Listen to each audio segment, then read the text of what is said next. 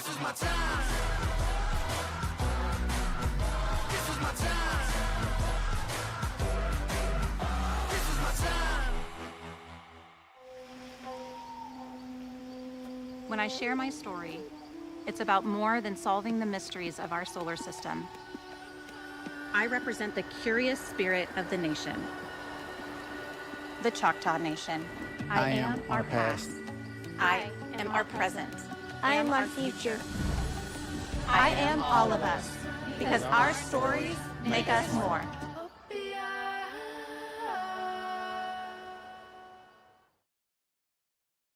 At McCurtain County National Bank, we are continually seeking ways to meet the changing needs of our customers. We offer a full range of services such as free checking, online and mobile banking, as well as great rates on cabin and construction loans. We're providing results through better service while giving you a greater value for your dollar. Visit us on the web at mcnbonline.com. McCurtain County National Bank in Idabel, Broken Bow, Hochatown, and Valiant. Oh no, are you okay, Mike? Yeah, got a pretty big fender bender here. Don't worry, State Farm's got you covered. That's great to hear. Robin, what's going on? We're gonna get you a tow truck, Mike. Thank you. Real fender bender going on. Fender bender. Fender bender. Fender bender. Fender bender. Everybody remain calm. No reason to panic. Go with the one that's here to help life go right. Jennifer Broadus, State Farm Insurance. Visit our new location at 1605 South Park Drive, 580-584-9184.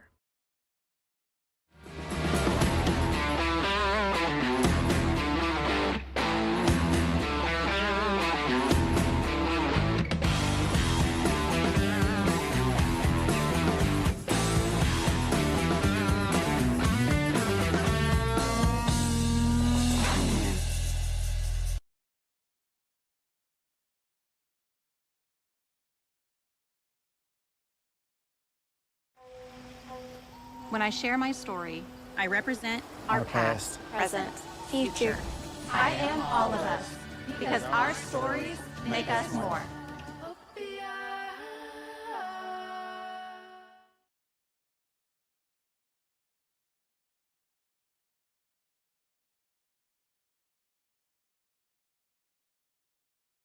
At McCurtain County National Bank, we are continually seeking ways to meet the changing needs of our customers. We offer a full range of services such as free checking, online and mobile banking, as well as great rates on cabin and construction loans. We're providing results through better service while giving you a greater value for your dollar. Visit us on the web at mcnbonline.com. McCurtain County National Bank in Idabel, Broken Bow, Hochatown, and Valiant.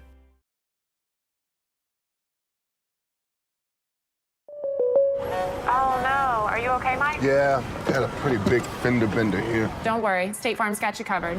That's great to hear. Robin, what's going on? We're gonna get you a tow truck, Mike. Thank you. Real fender bender going on. Fender bender. Fender bender. Fender bender. Fender bender. Everybody remain calm. No reason to panic. Go with the one that's here to help life go right. Jennifer Broadus, State Farm Insurance. Visit our new location at 1605 South Park Drive, 580-584-9184.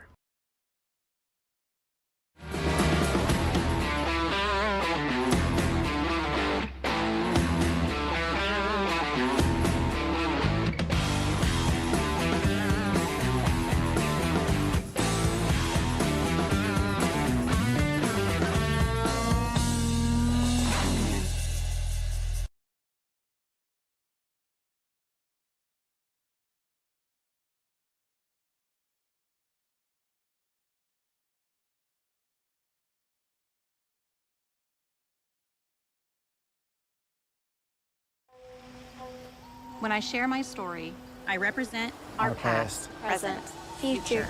I am all of us, because our stories make us more.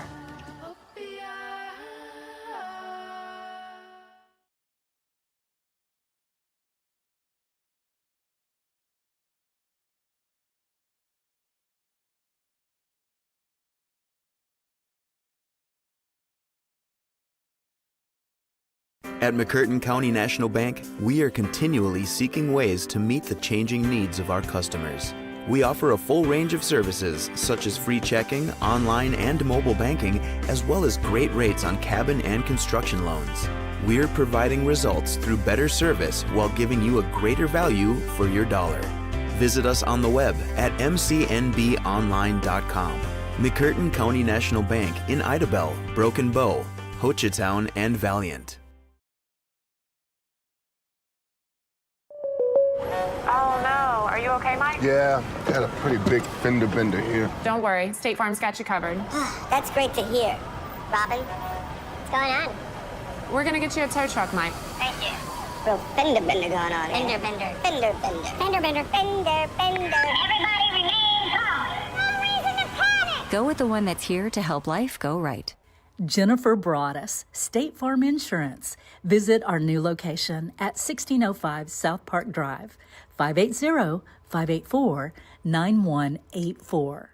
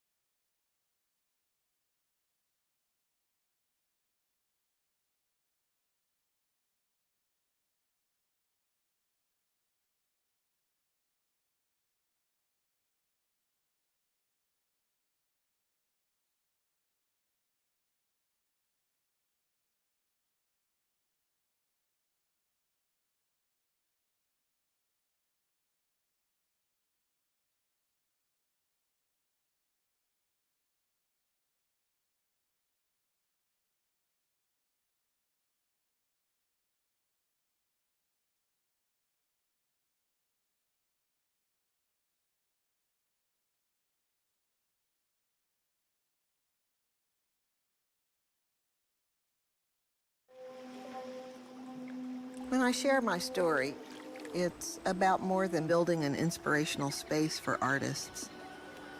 I represent the creative spirit of the nation, the Choctaw Nation. I am our history. I am our culture.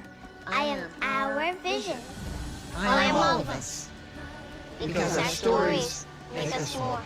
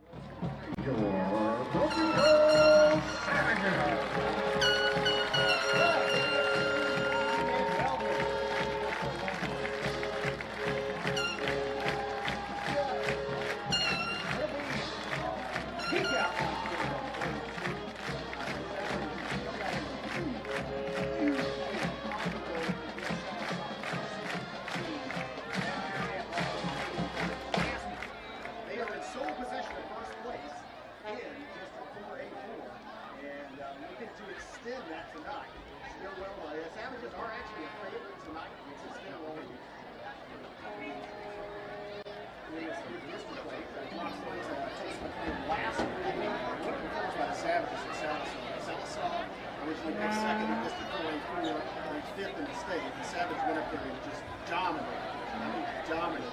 So that game was so the Savage are going to keep that momentum and come get to 3-0 in district, to 5-0 in the regular season, going into next week's game, which will also be here at the Royal Stadium. Actually, next week is opposed to it. But it's going to be the Stilwell Indians who are their opponent tonight.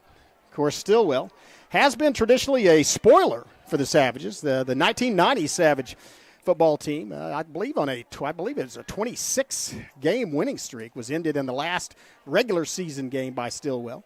An upset of that highly ranked Savage football team, and don't want any more. We don't want any more upsets tonight. Savage is going to try to take care of things. We'll take the ball. I didn't get to. Sorry for coming on late. A lot going on here with the peak out night, the 7 o'clock kickoff. But the Savages often do want their offense on the field first, and so they have. Whether they've elected to receive the ball or not, they are receiving it, and so they like to see the Savage offense start off, try to put it in the end zone. Of course, the leader of that Savage offense, Graydon Howell, among the top state rushers in the state, top overall in total yards, and expects another good night tonight. Here to kick off for the Indians is Dowdy. And kickoff's going to be fielded at around the 30-yard line. Some running room. It's going to be Williams. Williams up to the 35, falls forward to the 36-yard line. Good return by Braden Williams. Decent field position for Brokobo to start off this drive at their own 36-yard line. Looking across that starting line, a note on the O-line. Reese Hoover, not expected to play tonight. Had, I understand, a strained knee, so will be back in the lineup, but don't think they need him out. Want to give another week to heal, and so Savage lineup consisting of McDaniel Jackman at this left tackle. Yeah, keep it at the left guard. And then Big Kaplan Burris there at your right guard. As I don't know what I think they moved that. Yeah, they moved it back. They moved it back about a yard, moved it back across to the 34. Sorry about that. We'll continue to line up after this next play. Here's Graydon, back to pass. Howell looking downfield, and now he's scrambling. Howell rolling to the side, still rolling, still has the ball. Howell to the 45, 35, 40. And then almost enough for the first down. Gets about 8 or 9. That's going to give it a second and short for the Savage, probably 2nd and 2. And Graydon Howell spent a lot of time rolling around in the backfield looking for a receiver open. You have to hand it to the Indians as they had everybody covered. But Graydon Howell scrambling out of the pocket, bought time for himself, tucked the ball and ran. And I said second. It's actually more like 2nd and 1 foot. That's a gain of 9 by Howell on first down. So the Savage just need to get literally about a foot. Howell back with Bailey. They're going to send Williams across in motion. Hand it to Bailey up the middle. Big lunge by Bailey across the line to gain. First down. That'll move the chains and get the Savages across their own 45-yard lane. 45-yard line. I guess if you're going across the field, it's a 45-yard lane. That's one way to look at it. But Savage offensive line doing a tremendous job because, remember, good coverage by the Indians, but Howell had about 7 seconds to throw on that first down play, and then a good job blocking to get the first down on that. And 1st and 10, they're going to send Baker across to the other side in the slot. On the ground, Howell picks it up, looks, throws it out in the flat. It's complete to Baker. Baker to the 45, 40, Baker to the 35, 30, 25. Rocky Baker all the way down to the 24-yard line. That's another Savage first down deep in Indian territory. That was on a bobbled snap by Graydon Howell, showing poise as he didn't panic. Picked the ball up, looked downfield, and hit Rocky Baker in stride, and they ran Baker out of that slot position, just kind of out in the flat, and found, I think that play may have even been designed to go to him. That's 1st and 10 for Broken Bow. And they are rolling along. First completion by Howell. 1st and 10 at the 25-yard line. Here's Howell rolling out to this side, looking downfield, throws it out, and it's caught at the 15 to the 10. Inside the 10 to about the 4-yard line. That's complete to A.J. Brannon on the side. Another completion by Howell, and the Savages are about 5 yards from putting 6 points on the board. Started at their own 44-yard line. And they have now driven 51 yards downfield in about 5 plays. And looking at first and goal from the 5-yard line. Howell and big Quinlan Bailey in the backfield. Expect Bailey to get this when he does. Makes one move, and then he's wrapped up for no gain. Looked like he was going to try to cut back to the near side, the short side of the field. And a good job by the Indians of filling that hole. And there's just nowhere to go for Quinlan on that one. I think they kind of expected him to get the ball on that particular play. And so that's going to set up a second goal from the 5-yard line as the Savage offense gets signals from the sideline. Need to finish. By the way, it's Jackson Porter at the right tackle to finish out that offensive line starter. Now they're going to shift to power packages. They have Champagne and Rocky Baker over in the slot tight end, and it's going to be Howell on a keeper. Makes a move, follows Bailey into the end zone. Graydon Howell, that's how easy it is. A 5-yard run, 6 points. Savages score with 9:51 left in the first quarter, capping off a 56-yard drive. 6-0 Savages, and the extra point unit on the field to attempt to make it 7-0. That was a very impressive drive by Broken Bow. It's really, and we said they're a favorite coming in there and in pregame. And this week talking to the coaches, they felt that the Broken Bow offensive line could dominate Stilwell, and that's exactly what happened. Handed to those guys up front. Savages now up 6-0. A little over 3 minutes in the game. Here's the kick. It's up, and it is good. Victor Silva adds one. 7-0 Savages, 9:51 left, first quarter. We'll take a break from our sponsors and be back. You're watching Broken Bow Savage Football on the Broken Bow Network. Oh, no. Are you okay, Mike? Yeah, got a pretty big fender bender here. Don't worry. State Farm's got you covered. That's great to hear. Robin, what's going on? We're going to get you a tow truck, Mike. Thank you. Real fender bender going on. Fender bender. Fender bender. Fender bender. Fender bender. Everybody remain calm. No reason to panic. Go with the one that's here to help life go right. Jennifer Broadus, State Farm Insurance. Visit our new location at 1605 South Park Drive, 580-584-9184. Yeah, welcome back. 7-0 Broken Bow. Just unstoppable on that drive. Had 2 okay defensive plays, I guess, for the Indians, but it was Broken Bow dominating all the way down to the end zone, and Hal capped it off with a 5-yard run. That's his 14th rushing touchdown of the season, Skip.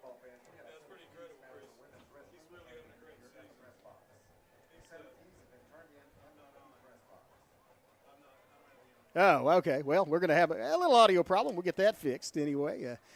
But as Skip mentioned, the great season Graydon Howell's having, and that season continues, as are the Broken Bow Savages. That looked easy. Now they need to hold them on this kickoff, prevent any kind of big return, and then just get the defensive unit on the field. Here's the kick. It's going to go to the 26-yard line. Wrapped up and brought down by Cole Patrick, and I believe that's Jacabrian Giddens, maybe. No, who is that off the bottom of the pile? That's going to be Shomo and Bentley Brown. Brown, Shomo, and Patrick getting the stop. So let's say about a 6-yard, maybe 7-yard return, depending on if you're looking at his front foot or back foot on that catch, and that's where Stilwell will set up shop on their first offensive. Well, let's say the 33, so more like a 7 or 8-yard return. And the Savage defense just looking stellar all season. That front four of Hupert, Ginn, Porter.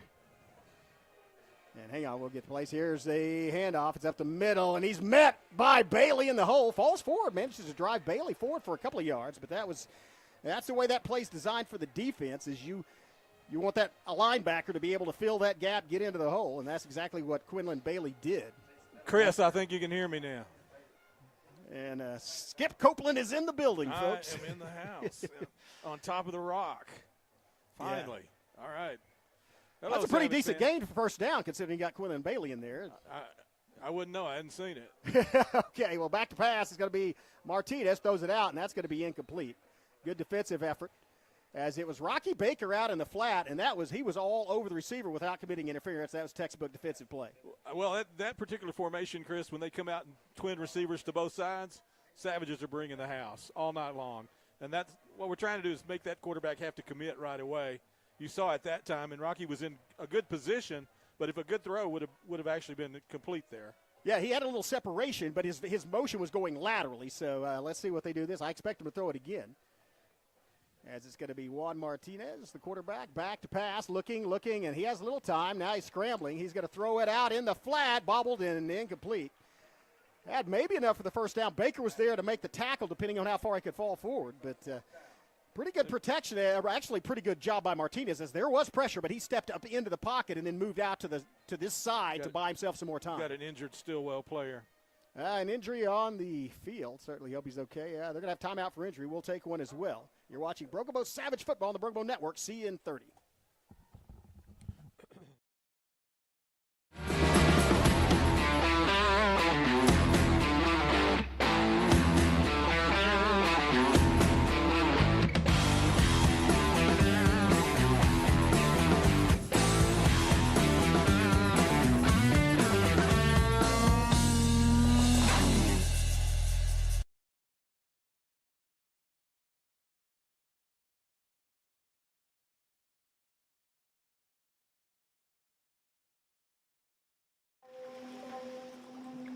When I share my story, it's about more than building an inspirational space for artists.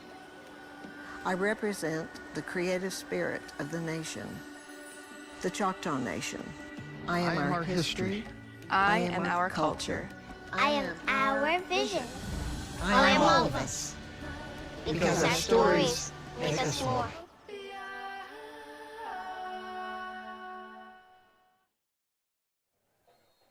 Well, fourth down coming up. Youngman made it off the field with a little assistance, so it's going to be Dowdy back to punt. Savages have actually it's going to be in good field position, and it does back up. Nice punt, but it's great and Howell. Watch out, folks, as Howell goes to the side, still running, trying to get outside, reverses his field, and they makes another move. He's just going backwards, and that was an open field tackle on Graydon Howell. I don't know if I've said an open field tackle on Graydon Howell more than once or twice this season. Yeah, that was as bad as we've seen Graydon Howell all year. We'll try to wipe that one out of our memory. Yeah. We'll see what we can do on offense from back there. I would say a sophomoric move, but then again, he is a sophomore. He is a sophomore. And very experienced heady at quarterback, but he's used to being able to use his athleticism to maybe buy more time to go backwards, but he lost about 10 on that return. Sometimes you just got to head upfield and get as much as you can, set up your offense. The way the Savages moved on that first possession, I don't know that makes a big difference. Now, the coaching staff will know. In the other games, it will make a difference, and I'm sure the coach looks like not to do that. Got Frazier back there this time. Yeah. Corey Frazier in the backfield with Hal. And then Williams in the slot. Williams comes over to the near side, and that may be illegal procedure against Broken Bow. And if you notice the flag is pink. It is pink out now. The officials using pink flags, all that for money to fund cancer research and treatment. And, so that had to be two guys moving is the only thing that could have been. Because Williams did not go toward the line of scrimmage. He came and got set. Savages all the way back to there and now inside their 10-yard line. It's a handoff. Watch out. It's Frazier. He has a lane to the 15, to the 19. He looked like he couldn't make up his mind. They had that blocked, and if he would have cut up field, I mean, he was probably going to get more than he did. But he thought he could bounce it out. He did get to the 20-yard line, so a gain of 10 still. No, it's a nice run. It probably could have just been a little more than that. And that's one of the things we talk about Frazier has developed and improved on the season is making that one cut and then going straight north and south upfield or east and west here because of our field layout. But anyway, it's going to bring up 2nd and 5 as they repeated first down on the penalty. So you've got Brandon split out to the near side. Tripp split out to the far side. Now it's a fake. Oh, play action. Watch out. It's Graydon Howell rolling out in the flat, looking downfield, and he's going to run it. 25, 30, 35, 40. Oh, nice block downfield. Oh, he lost the ball. Uh-oh. That's a fumble. Did he go out of bounds? He lost the ball. He got knocked out of his hand, and I believe they're indicating that Stilwell came up with it. First turnover we've had in 3 weeks, Chris. Wow. So that, after that stellar first drive, that was a series of unfortunate events for the Savages, starting with a punt return. Well, we had some technical issues, didn't get a chance to get through the pregame, but one of the things you have to watch for a game like this is don't let it be a gotcha game. You know, it's one of those games where you're expected to defeat this opponent, and if you don't play well, that's not going to be the case because these guys will get after you. They won't quit. They do like to swap paint with us as well. So, I mean, it's going to be a physical game till they finish. And as I mentioned in the pregame, they have upset the Savages on occasion. Well, we're 28-2 lifetime against them, so it hadn't been that frequent, but it has happened. That's a nice play. Pass, and he is going to be dropped almost for a loss. Actually gets back to the line of scrimmage. Baker had him, and he's struggled and got loose. Somehow. We did everything but tackle him. That was defended extremely well, but we just didn't get him on the ground. Well, it actually turns in what looked like it might have been a loss, turns into a gain of, let's call it 2. That's going to bring up 2nd and 8 for Stilwell, but inside Savage territory. And we've seen Martin. Really haven't seen him air it out and throw it downfield. No vertical passing game, but he has been kind of trying to pick them apart and has had receivers open and out on the boundary. Yeah, they do like that little. They've got a little 10 to 12-yard route that they do like. Haven't seen it yet. Martinez back to pass. Here comes the blitz, and it is caught. That's a horse collar. That's a first down. That was a great pass. It's thrown in between two Savages. That was pinpoint accuracy between, I believe, in there between Nocum and. Is that Allen dropping back into coverage on that? Yeah, I believe that was Allen back there. So, but a good pass by Martinez. And that's going to move the chains for the first time for Stilwell.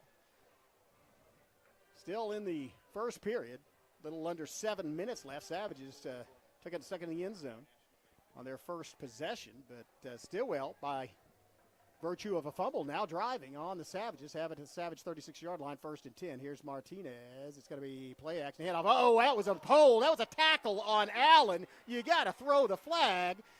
And that's going to be a pass for a completion. But Jaden Allen was literally tackled in the backfield from behind. Wow. Okay. Yeah, that's a big no call right there. That play should that play should not stand. Just because the flag's pink doesn't mean you don't throw it. If you're looking for the yellow one in your other pocket, you don't have it tonight. That was results in a huge gain and a huge momentum changer. Is now it's 1st and 10 inside the Savage 10-yard line. First and goal from the 9, just inside the Savage 10-yard line. And is this a timeout on the field, or is this a penalty? It's going to be encroachment by the Savages. What's the call? Offsides by the Savages. Yeah, there's not an encroachment penalty in NFHS. It's just offsides, but that's a call. Savages making a lot. Again, the Savages really have played pretty error-free ball the last 5 games. Or the last 4 games. And the last 5 minutes, though, have definitely not been that well. It's going to be 1st and goal from the 5 or just inside the 5. Let's call it the 5. It's the 4 3/4. There's a shot at the end zone, and it's just overthrown. Good coverage as it was Tenejero, Sky Baker, and Champagne dropping back in that zone coverage on the far boundary in the end zone. So that falls incomplete and brings up a 2nd down. 2nd and goal from the 5 for the Indians. Man, this would be a tremendous goal line stand for the Savages as the momentum following that fumble and that big pass play is all with Stilwell. Ball, let's call it officially on the 4. So let's call it 2nd goal from the 4. Here's Martinez, handoff up the middle, and that's going to be close to the end zone. He's brought down by Bailey after a gain of about 1. It looked like he was going to get close to the end zone. And then, I'm sorry, that was Cupid. I thought it was Bailey. It was actually Kyler Cupid just leveled him. So a very short gain. Let's call it a gain of 1. That makes it 3rd and goal from the 3-yard line. And I almost have to think, I don't know. I don't want to speculate. I almost think if they don't make it here, they might kick a field goal just to get points on the board. Savages need to hold them out here, and they ran it on that play. They got the power package. Looks like they're going to try to maybe have it's going to be a direct snap. Martinez not even in the game. That's going to be Chase Benham, number 21, and now it's a handoff on the sweep. Does he get there? Yeah, touchdown, Stilwell. That's going to be Brayton Carter. And so, Savages scored 7 points right off the bat, but now the Indians have answered on a Brayton Carter 3-yard plunge, or I shouldn't say plunge. It was actually a off-tackle play. Almost a jet sweep, if not a jet sweep, with 5:13 left. And so now it's the Indians with the opportunity to tie it up. Savages have yet to block. Well, they actually have a piece of one, and they blocked that one. That kick is blocked. That's a big momentum changer. I'm not sure who got a hand. Let's just say the entire unit, but it was Bailey, Rocky Baker, Patrick, Jaden Allen, everybody was in there, but one of them stuck a paw up, knocked it loose, and that maintains the Savage lead at 7-6, and now maybe the Savage offense can get moving. We're going to stay right here. And as we said, we didn't have much of a pregame, and so talk about things. Savages sit alone atop District 4A4 with that victory over Salisal last week, and that's by virtue of the tiebreaker point system, as the Ada Cougars also, by beating Poto 19-7, the Cougars also are undefeated in district play, but they just had plus 12 in that, and so Savages have won both their district games by the maximum 15 points. You win by 80, you get 15, and so the Savages get 15 in both of their wins with a 50, I believe it was 51-0 over Glenpool and a 56-14 blowout over Salisal. So Savages have 30 points in the plus 30 in the tiebreaker, and the Cougars only have a plus 27. Well, here's a run to the outside. It's Isaiah Fields. Reverses direction. Watch out. It's Fields with the block. He's got some time. Midfield. Fields to the 40. Fields still going. Isaiah Fields to the 30-yard line. That's the way to get it started and change that momentum. Isaiah Fields put the brakes on at about the 40-yard line coming this way. Made a beautiful cut. Got a block from one of his teammates, and then it was off to the races. He almost went all the way on that one. I think they'd call that play Isaiah. No, is that the name of it? I think that's the name of the play. Wow. Yes. Well, he deserves it to be named after him with that performance. He does. That's a huge, after you get down, you score on this team that you're a favorite against, and the Savages block the extra point. Now it's 1st and 10 from the 30-yard line. Howell in the backfield with Bailey. Williams in the slot. They're going to flip Williams over to the near side. Tenejero and Hall split out the far side. It's got Bailey with a huge great blocking. Bailey to the 20. Bailey to the 15. That's just power football. Man, the right side of that offensive line, that's Jackson Porter and who is that? Kaplan Burris just blew him off the line. There was a huge hole for Bailey to run through on that, and he took advantage of it. 1st and 10 for Broken Bow inside the 15. They are now in the red zone at the 14-yard line. Same formation. Probably the same play the way it worked last time. And no, it's going to be a pitch coming back the other way. Watch out, it's Hall. DeJohn Hall to the 10. Hall to the 5. Hall into the end zone. DeJohn Hall on the reverse. Beautifully executed. Bailey pitched that. And that is kind of hard, tricky sometimes, as if you throw the pitch too hard, you can bounce it off a teammate. But Quinlan Bailey did a nice job on that reverse, just laying it out there. Hall took it and went to the corner. Now the Savages lead 13-6 with an opportunity to make it 14 on this. That was a two-play drive by Broken Bow. 30 yards in 2 plays, and a Savage offense, again, unstoppable by the other team. They fumbled and stopped themselves at midfield last time, but looking good. And this one splits the uprights and is good. 14-6 is your score. 4:31 left. Let's stay here for first period. And Savages, man, that was a dominant performance, and that was just great blocking by the offensive line on the Bailey run, and then Hall showing his athleticism, and that was a great play call. We have yet to see that play this season, and they executed to perfection. Yeah, they're actually trying some things out here, I think, and the Stilwell is going to be surprised by some of these things. I don't think they've seen any of them on film. Surprise! Certainly there were a couple of plays on that drive that's the first time we've seen them, so that's the first time Stilwell has seen them. Hall has two receiving touchdowns. That's his first rushing touchdown of the season. He has more than 2 receiving. Oh, yeah, that's right. He had 2 last week. He had 2 last week. Yeah. Adds 1 on the ground. But that's his first rushing touchdown of the season. And did you get it? And he's just a freshman, guys. Remember that DeJohn Hall, just a freshman. Yeah, a freshman. You see why he's starting on that play. Sophomore quarterback and a freshman wide receiver, man. Yeah, I mean, I think you see the genius of Maverick Lang. in that drive. I see it every week. Well, I know, but I mean, in that drive in particular, if you just wanted to show somebody one drive and say, this is the new coach we have, that's the one you show them. Well, and you have to practice it in a game. If you're going to run that play, you want to be able to do it. It's not like it's a super gadget play. It's a reverse. I mean, it's been in the books for a long time, but it was just executed very well. Here's ball fielded at 31, and it's going to be a short return as he's grabbed down by Shobo. That was an open field tackle, solo by Hunter Shomo. That was a great job of getting him in the open field. That guy's fast. Yeah, he is. And that was a good. Shomo just grabbed him and threw him to the ground. Yeah, that was a good stop by the Savage kickoff unit here. So we'd like to get a 3 and out now, get some momentum back, get our offense back on the field. One thing we really haven't seen, we've seen Martinez experienced quarterback and has a good arm, as he showed, but we've seen him having to move up in the pocket. Really haven't seen a lot of pressure on him yet, though. We're in a nickel look here. Yeah, it looks like they're going to send everybody out, and they're going to throw a short curl route. It's complete, and then he's thrown down by Tenahero and Baker, but not before he gets about 5 yards. I think he got about 6. That's a pretty good play. Yeah, he did. Past the 40. So that's brings up 2nd and 4. Nice curl route, and the throw, and again, on a curl route, the quarterback's throwing the ball before the receiver turns around, and that was just perfectly timed by Martinez. He's throwing it to the weak side, though, Chris, with just one receiver, and so the only thing you got to worry about there is a double move. So there's a good chance we'll jump that route if they keep throwing it. Especially with those 2 defenders on him. Right, yeah. Well, it brings up a 2nd and 4 as it's Martinez in the backfield.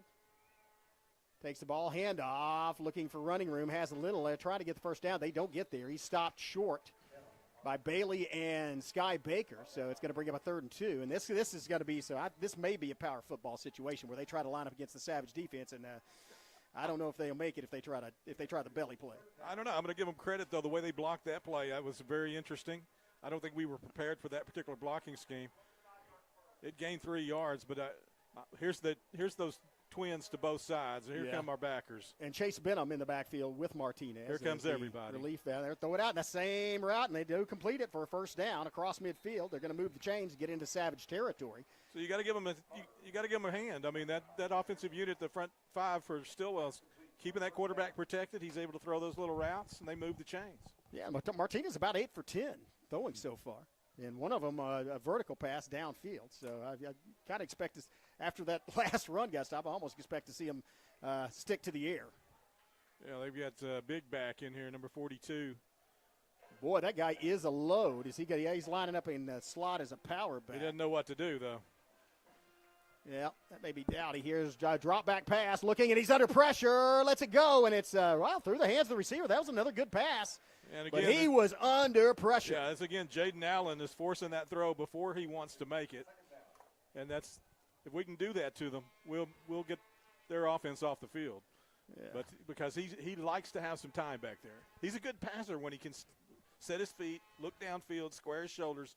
But if we keep the pressure on him like that, he's going to have some trouble. Not as good as when he has a face full of Collar Cupid or Jaden Allen. That's correct. Well, that incompletion brings up a 2nd and 10. Same formation, as they've got the big 42 over here in the slot. And it's going to be a fake, play action, throw out, and it's just a bad pass. Good coverage, though. Had he thrown it on target, it possibly could have been inflicted. Isaiah Fields had broken down and was waiting for the ball to come, and maybe he pulled it at the last minute because of the coverage. Yeah, you got to like this situation for the Savages. 3rd and 10, right at midfield. They're probably in 4-down territory. I mean, we'll see. Do they play field position or do they try 2 downs here? Yeah, I don't know. We've got to stop them on 3rd and 10 first. Yeah, hopefully they don't have time for a 10-yard route. May have to try, 8 or 9-yard curl. Let's see what kind of rush the Savage defense can get on. Martinez. Savage is just in their base backing, backpedaling. Martinez looking. Now there's going to be a hold, and that's going to come back unless it's incomplete. It is caught. Now, that was a nice catch, but all for naught, as that was Brayton Carter, and he had to extend his arms to get to it on that. Yeah, the signal by the referee was holding. I'm not sure they have an indication for tackling. Yeah, that's it. Yeah. Not only did he tackle him, then he slapped the back of his helmet. Yeah, it was holding in the first degree. Probably should have been a personal foul on top of the holding penalty.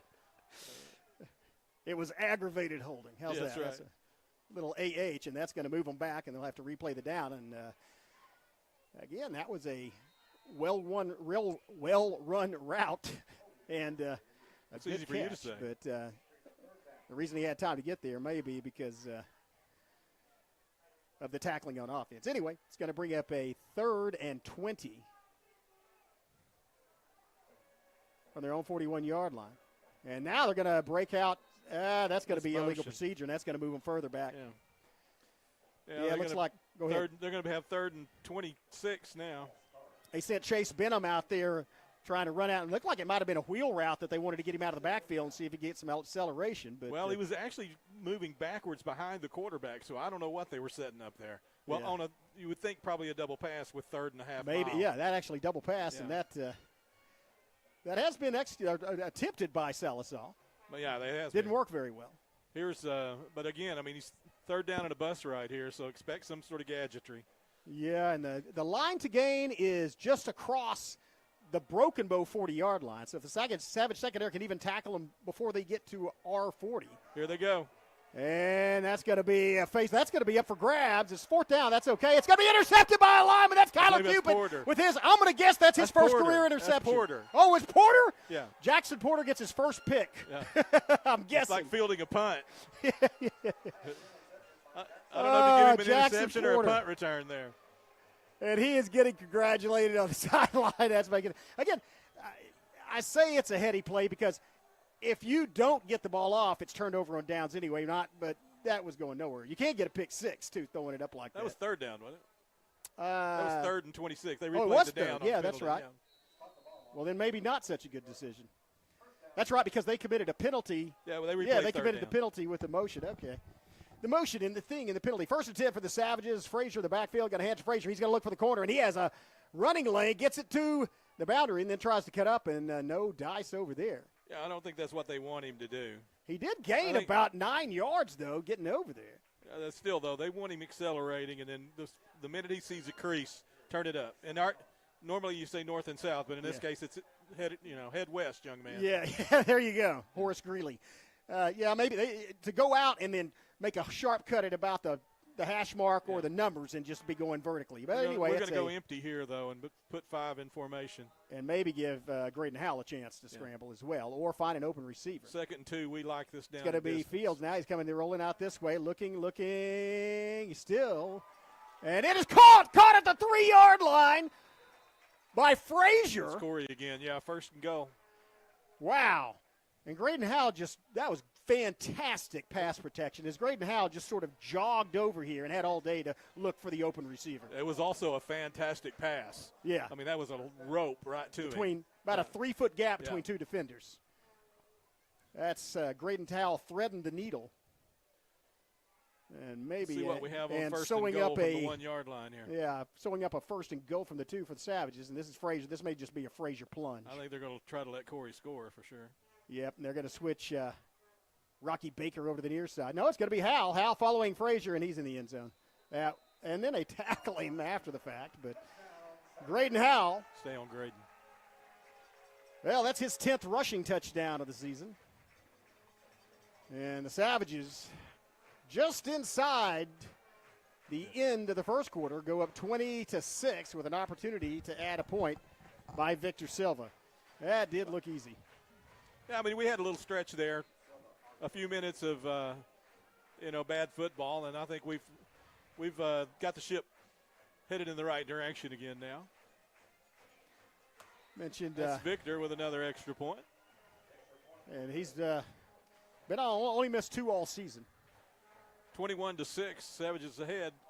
27.8 seconds left here in the first period. Let's take a timeout.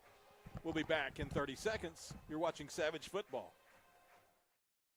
At McCurtain County National Bank, we are continually seeking ways to meet the changing needs of our customers. We offer a full range of services such as free checking, online and mobile banking, as well as great rates on cabin and construction loans. We're providing results through better service while giving you a greater value for your dollar. Visit us on the web at mcnbonline.com. McCurtain County National Bank in Idabel, Broken Bow, Hochatown, and Valiant.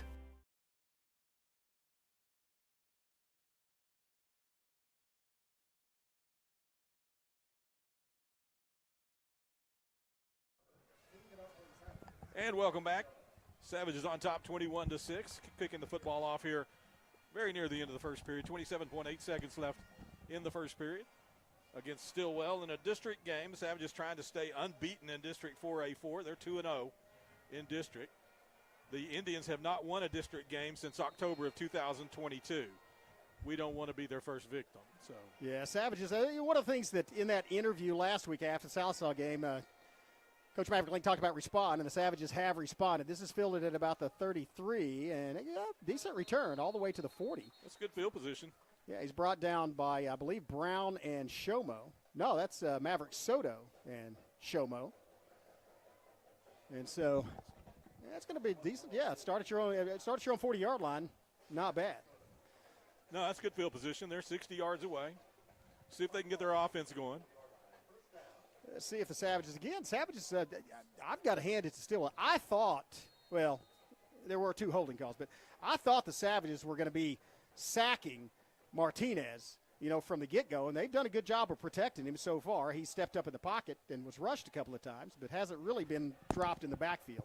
Savages want to change that on this drive. Here's Martinez scrambling out the side under pressure, and again putting on the pressure, and that is overthrown. Great coverage by Champagne, but Cale Ginn came through the line of scrimmage and was bum rushing Juan Martinez, forcing the errant throw. That was great pressure by the Savage front 4. I was distracted. Sorry, Chris. Well, so was Martinez by Cale Ginn, who was breathing down the back of his neck. Excellent. So that makes 2 of you. Anyway, the incompletion brings up a 2nd and 10. And so Savages start, and again, this may be where the conditioning. A lot of these guys go both ways for the Indians, and we're into the second quarter now, and Savages are in better shape, and it's starting to show. Here they are in doubles. Watch this forcing unit. Oh, and here we go. Expect everybody to come into the box, and it's thrown out. That was the play to have called for that particular. Oh, great job of Tenejero meeting him, and then Kyler Cupid came from the line of scrimmage all the way out to almost the boundary to finish him off. Yeah, that's wonderful. So Porter's coming out, Moore's going in. Savages are going to end the period here with a 2-touchdown lead. I think they'd like to have a few of those minutes back to kind of do a do-over, but we'll take a 2-touchdown lead at the end of the first period. Yeah, any time, and that defensive play is going to set them up for it's 3rd and let's call it 4. Because it is. The ball's at the 46. The line to gain is midfield, the 50-yard line. Let's just stay right here. It's a quarter change, but well, the commercials. We've had quite a few commercials play already. Yeah, because again, thanks to all our sponsors. And I love our sponsors, but I mean, enough's enough for right now. Let's play some football. People are getting we know you guys support Savage football.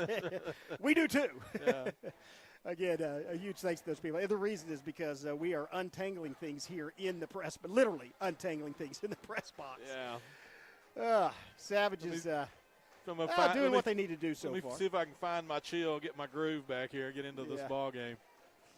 Yeah. So I tell you how Skipper got his groove back. Is that what we're going to call? One thing I'm seeing, Chris, already though, is that they are doing a good job of giving him enough time to throw those quick passes. So really, the only danger is that double move, and I don't think he has enough time to throw the double move. So I think we're okay there. Yeah, and the Savages have been good. Yeah, the one deep play was called back. Well, no, wasn't called back, but should have been. So this is going to be a big play here, though, because it's 3rd and 4. They need 4 yards. They're going to have Benham in the backfield, and here's a double. That's a pump fake, and he got enough for the first down. Yeah, he Gets did. Back across midfield, and that's going to move the chains. That's a pass. That was a bullet, too. Yeah, he's doing a good job of standing tall in the pocket. They're getting close to him, but not all the way to him, and he's able to deliver the pass. They've moved the chains here now, third or fourth first down that they've had. So these guys are doing a good job of just kind of keeping their composure, moving the football. And that's that 3rd and 4 is kind of the situation for their passing game because they're running 5-yard routes. That's exactly what that was. That was Brayton Carter out there in the flat, and as a result, they moved the chains once again. So they'll go slot. So trips to this side. They're going to have Benham in the backfield once again. Yeah, trips to this side. Let's see. It's going to be handoff. Nope, that was a good play, man. That was a great play action. Fake me out in an open field. Oh, gets through one tackle. Yeah, he's got a size advantage. Yeah. We had numbers, but he's a big boy. He's hard to get to the ground. Yeah, Fields met him. He had, a couple yards off the line of scrimmage, but just couldn't bring him down. And as a result, that's penalties against Stilwell. Hands to the face. Well. Okay, well, that's coming back. So, again, Martinez, and one of the things you'll notice, there's several freshmen that are starting for the Indians. I say several. There's about 4 or 5 of them, and I believe Martinez has been their starting quarterback since he was a freshman. I think I remember seeing him 3 years ago and said, yeah, he's got a good arm. He's a good athlete, and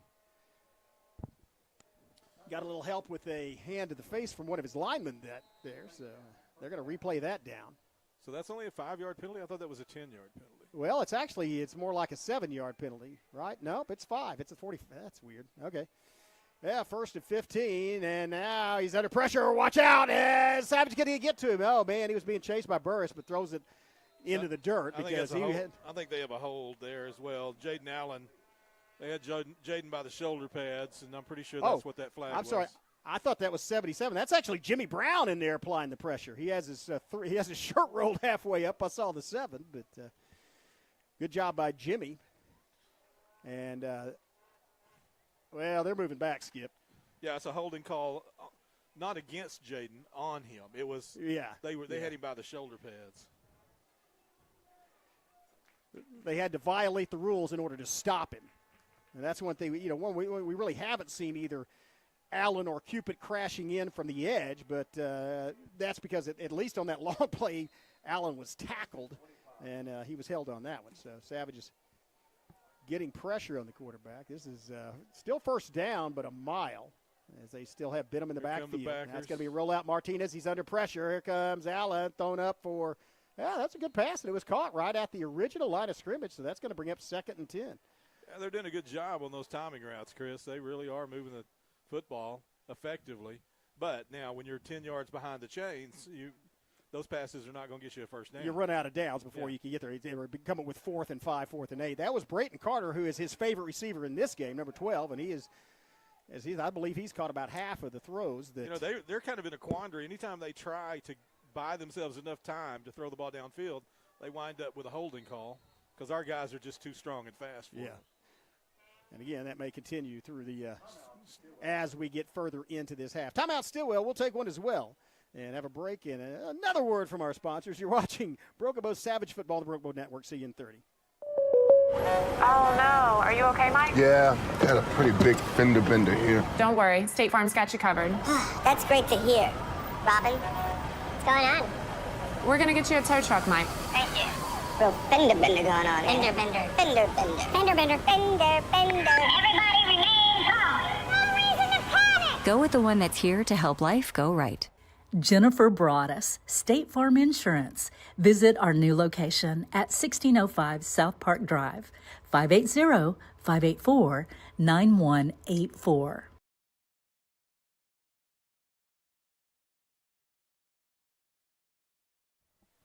Yeah, again, thanks to Jennifer Broadus, State Farm Insurance. Brand new office right there on South Park Drive, and it is beautiful. It's a big atrium. It's worth going there to just check out the building and get some great insurance service as well. So Brown's still in the game for Porter. Yeah, and at the other 3 technique, Cupid and Allen on the edge. Mike Becker is Bailey. Looks like Rocky Baker, Champagne, and then the 4 DBs. Well, they're going to be, I believe, tested on this one as they're throwing it to play action, and now he's scrambling out of the pocket. He's taken down by Allen. Allen, you got to watch it. Allen shoved him after, but he was going after the ball. But that was just they were both there. Both edge rushers were there. And I think that's a generous spot. Yeah.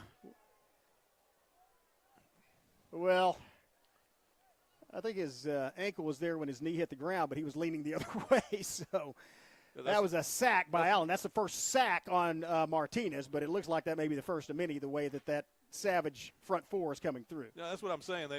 When they try to buy themselves enough time to throw a longer route, they just don't have enough time.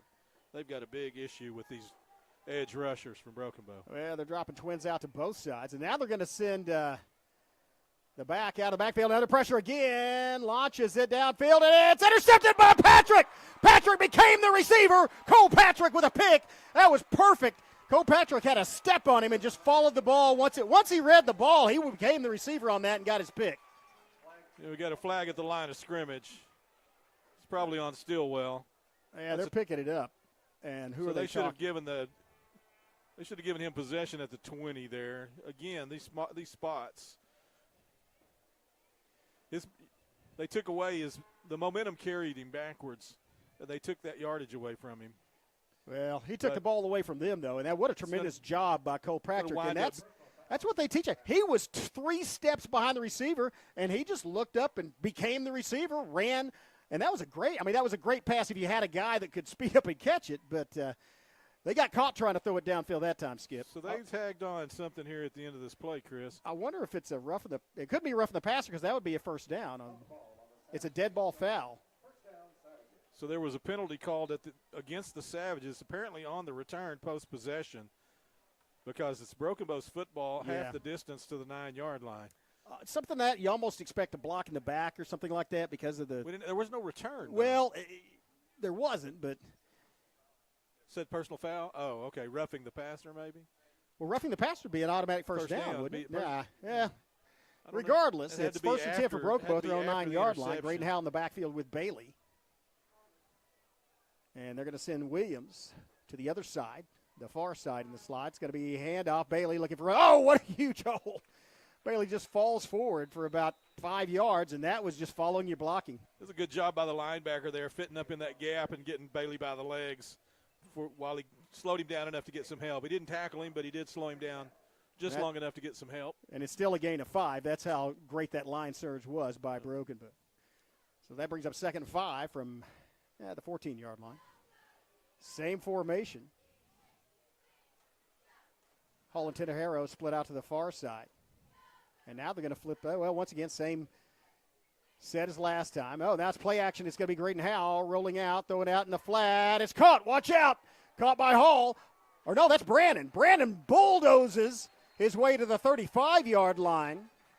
That was great yak by A.J. Brandon as he caught the ball and ran over a defender. Yeah, they dress alike, but when they take off running, Brandon is a completely different style of running. Yeah, I've noticed that. He looks for somebody to make contact with. It's more resemblance of a rhinoceros than a cheetah. That's for sure. I mean, That's a great catch, though. Nice pitch on the other end. A beautiful pass rolling out. Sure was, yeah. Yeah, 1st and 10 for Broken Bow from the 36-yard line. Look at this set. They're going to split out of it. For a second, I had hopes they might be running the wishbone. And here's a handoff to Bailey. That would look like a read. And look at Hal looking around. Watch Bailey to the 40. Bailey to the 45. Bailey across the 45. That's going to move the chains again. That's just rumbling, stumbling. There's a flag at the 41, and that may be holding. Called holding on the wide out. He was stock blocking. He let go just as the play came to him, and they called holding on him anyway. Well, so that's going to negate a great run by Bailey, but Savages. Our coaches didn't like it, but it's going to cost us 10 from the infraction. Going to be back to about the 32-yard line. Oh, he's going to step it all the way back to the 30, so it's a 12-yard penalty. Wow. Okay. Well, there's 8:11 left in the half, and the way this is going, it may all expire by the time the Savages get the other end of the field, which the way they're moving the ball, I kind of expect them to do. Yeah, they're going to have the same formation. No, they have Rocky Baker in the slot. The same formation, but with Baker in the slot. Now they're coming with Baker over to the near side. It's going to be handoff, and it's going to be Frazier looking for running room. Tries to go back the other way. Frazier to the 30. Run, Corey. Yeah, stutter steps. Frazier's still going, and Frazier gets to the 41. And look out again. It was Camden Jackman and Tenejero holding their hands up in the air to say we're not holding on the far side. I'm not sure this one's on us. They got called for it anyway. You're not sure it's on us? I'm not sure it's on us. This was called by the side judge. This might be an ineligible receiver. No. Oh. Personal foul. Tomahawk chop.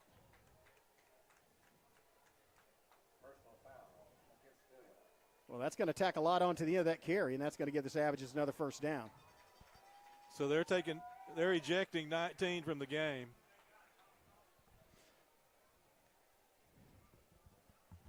Well, I think under the rules, that also means he doesn't play in the next 2 quarters, either next half or next game. Not sure. Is it the next half or the next game that he is ineligible to play in? It's 2 halves, 2 consecutive halves. 2 consecutive halves, He'll miss the second half of this one, the first half And of the first half of one. the next game. So he, again, that slap in the helmet, we saw it earlier in the game, actually, and that's what they caught him doing that time. Just can't do that. They give Savages 1st and 10 at the 45-yard line. Once again, they're going to flip it. Williams back in at the slot. And it's going to be a pass. Howe rolling, looking, throws it out in the flat, complete at the 42. Oh, incomplete. As Williams wishes he looked up. It was a wide open field, but he looked up before he pulled the ball in. Yeah. Sometimes you see grass in front of you and it just falls out of your hands. Yeah. I'm not saying it's ever happened to me, but it has. There is a penalty on the play, so it may not have made a difference either way. Oh, it's against Broken Bow too, isn't it? Yeah, that'll move them back across midfield. Again. This is a flag-happy crew. Well, again, I said there was 8:11. There's now like 7:19 left, and we're not to midfield yet. This drive started at the Broken Bow 9-yard line following a Kilpatrick interception and a subsequent penalty. Yeah.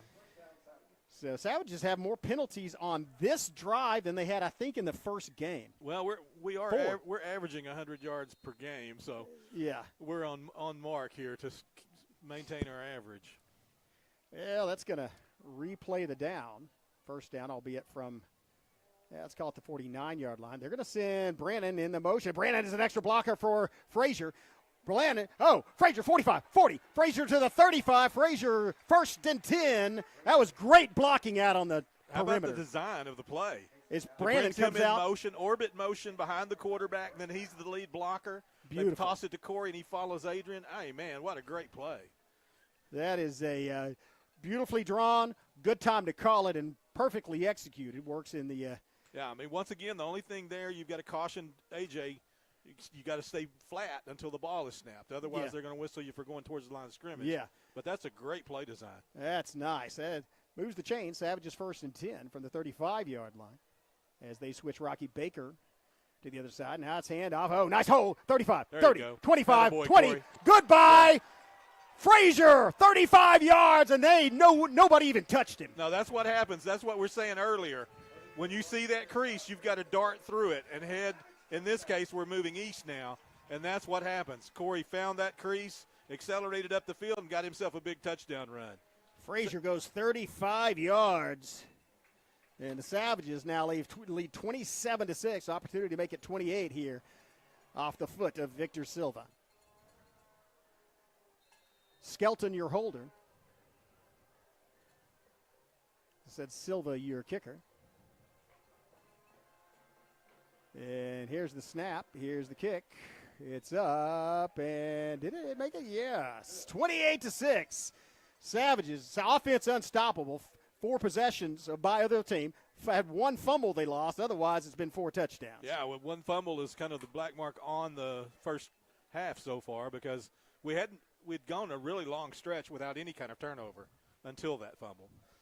But we've turned it around since then.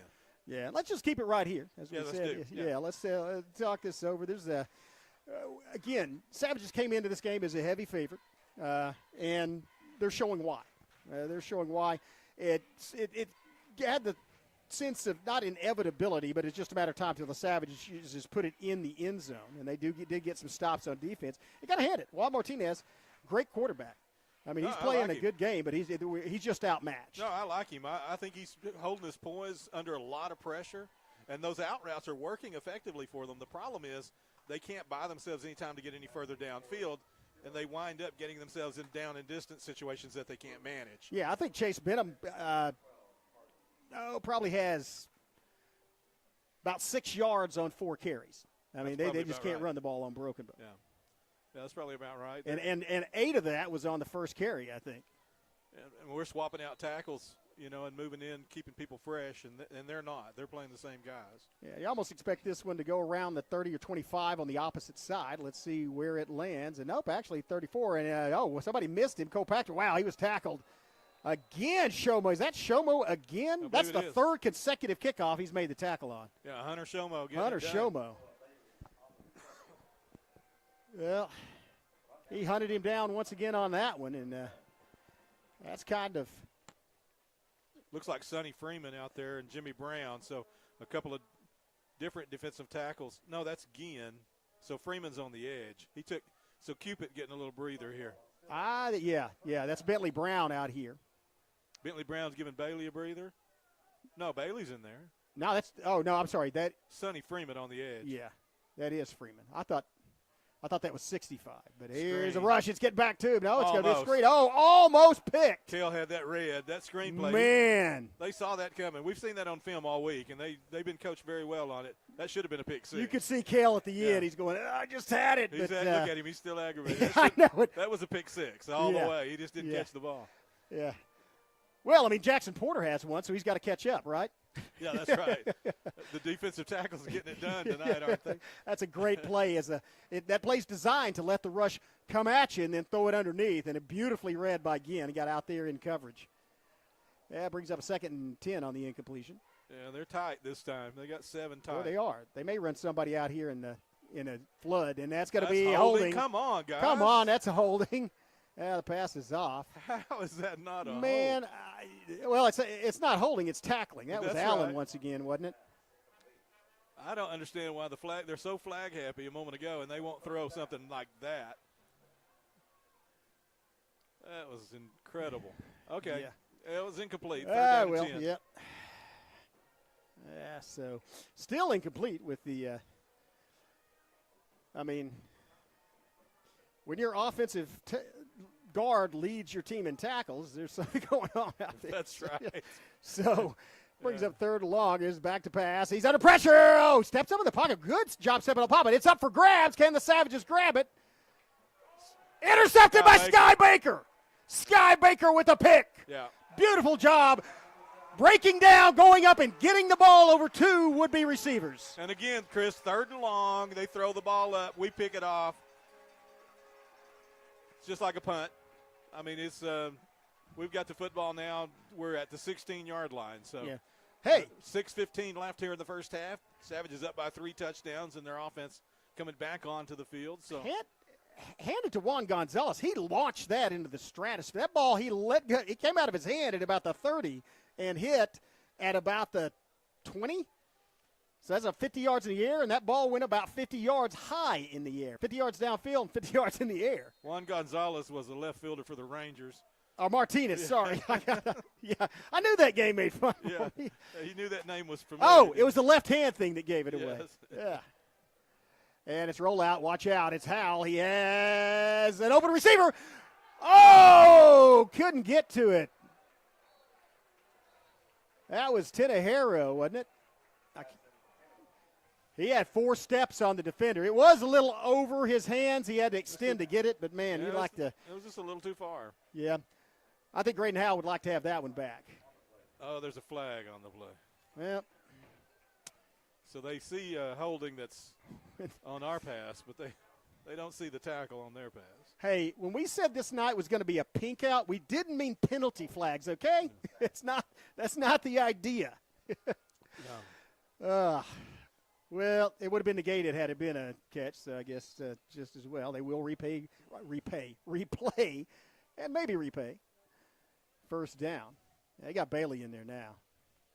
It's going to be Big Quinlan Bailey looking for him. He's caught in the backfield. And then, Bailey just drags 2 defenders that would have been a loss of 4 yards, and he used his strength and leg power to just drag guys to back the line of scrimmage. He wound up getting a +2 out of it. So Savage is still well behind the chains here on 2nd down.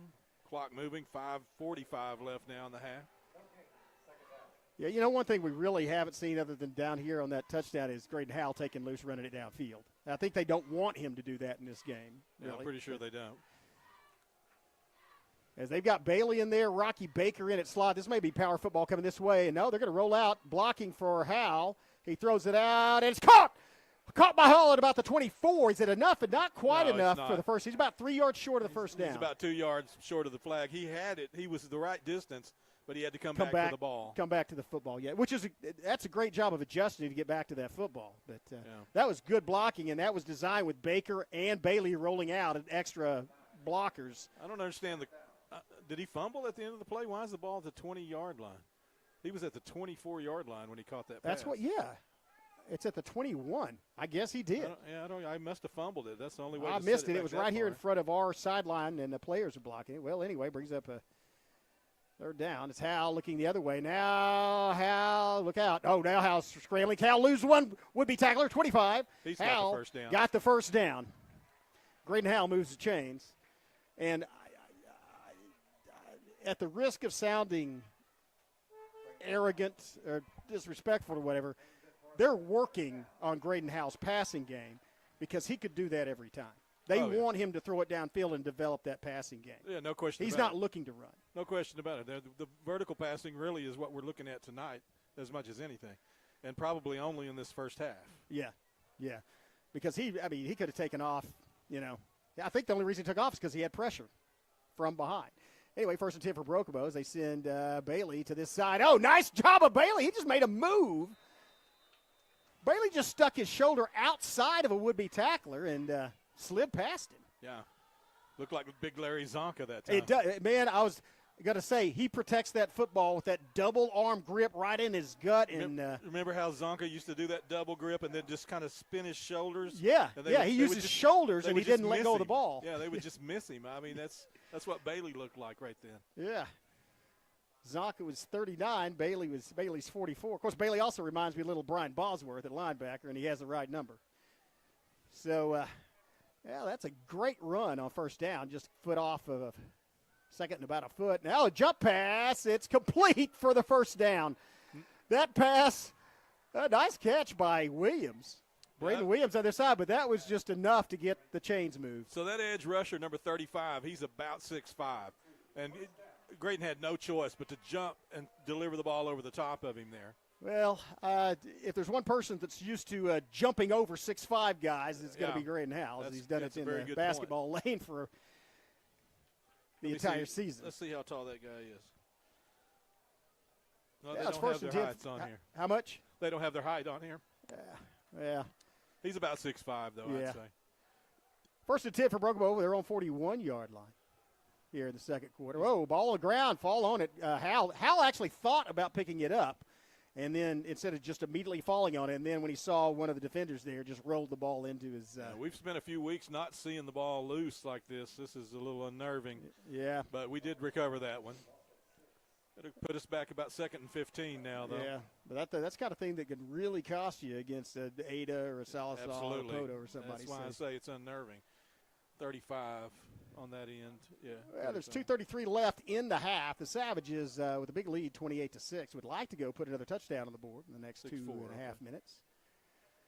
Bailey in the backfield with Hal. Now Hal rolling out. Bailey blocking. Wow, great protection. It's thrown out. It's complete.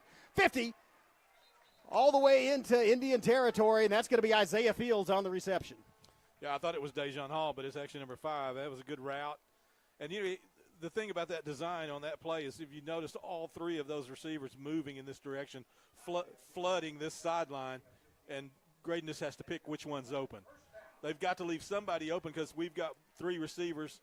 They have 3 DBs, and when we cross, they have to choose which one are they following. And we also have 2 extra blockers back there rolling out with him in Quinlan Bailey and Rocky Baker. Yeah, now they have trip split up to the top. Hall, the sole receiver, down to the near side. It's going to be a pump fake now. He throws it for Hall. Hall's the intended receiver. Oh, Hall couldn't pull it in right at the 7 or 8 yard line. Hall took a shot on that, I think, as he stepped up in the pocket and launched it. It looked like I think he might have hit his hand on a defender's helmet. As he was under pressure, but it's because he stepped up to launch it downfield. Yeah. I should say actually didn't step into the pocket, stepped into the defenders in order to throw the football. Now the incompletion brings up a 2nd and 10. Clock stopped at 1:45 left in the half. Savages at the 45-yard line of Stilwell. Here's a handoff. It's going to be Patrick, and he's wrapped up after a 1-yard gain, so that's going to bring up 3rd and 9. Well, that was a nice hit.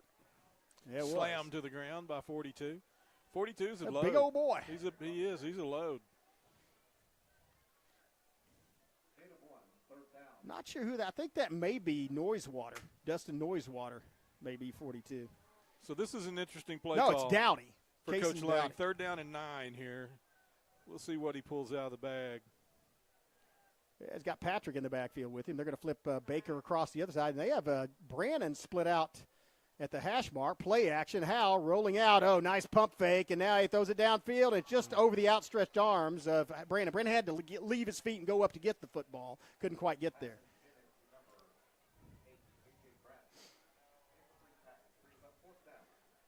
And again. Yeah, we're at 45-yard line. I don't think there's any way we're punting the football here. Yeah, well, again, and Hal could have ran on that and probably got the first down. They just want to work on that passing game. Yeah. Yeah, 1:06 left in the first half. Yeah, Savages have all 3 of their timeouts, but not that that's – it may come into play later. They are going for it, Skip, on 4th down as they've got Hal back there with Patrick. Baker once again in the slot, coming to the roll out the near side. Lots of time to throw. Good protection. Hal scrambling back to the middle of the field. Hal may decide to run this one. Nope, throws it downfield. Caught with first down. Rocky Baker. Baker to the 25. Coming across. Baker at the 22-yard line. So they're going to – I don't know if they're going to call blindside on that or what, but that was squared up, smack him in the chest, beautiful block. Couldn't coach it any better, and we get a flag on it anyway. If the guy's not looking at you and you're in front of him, that's his fault. I mean, that's a terrible, terrible call. Well, maybe a little used to it, but a beautifully executed play and a good run by Rocky Baker. First of all, good catch.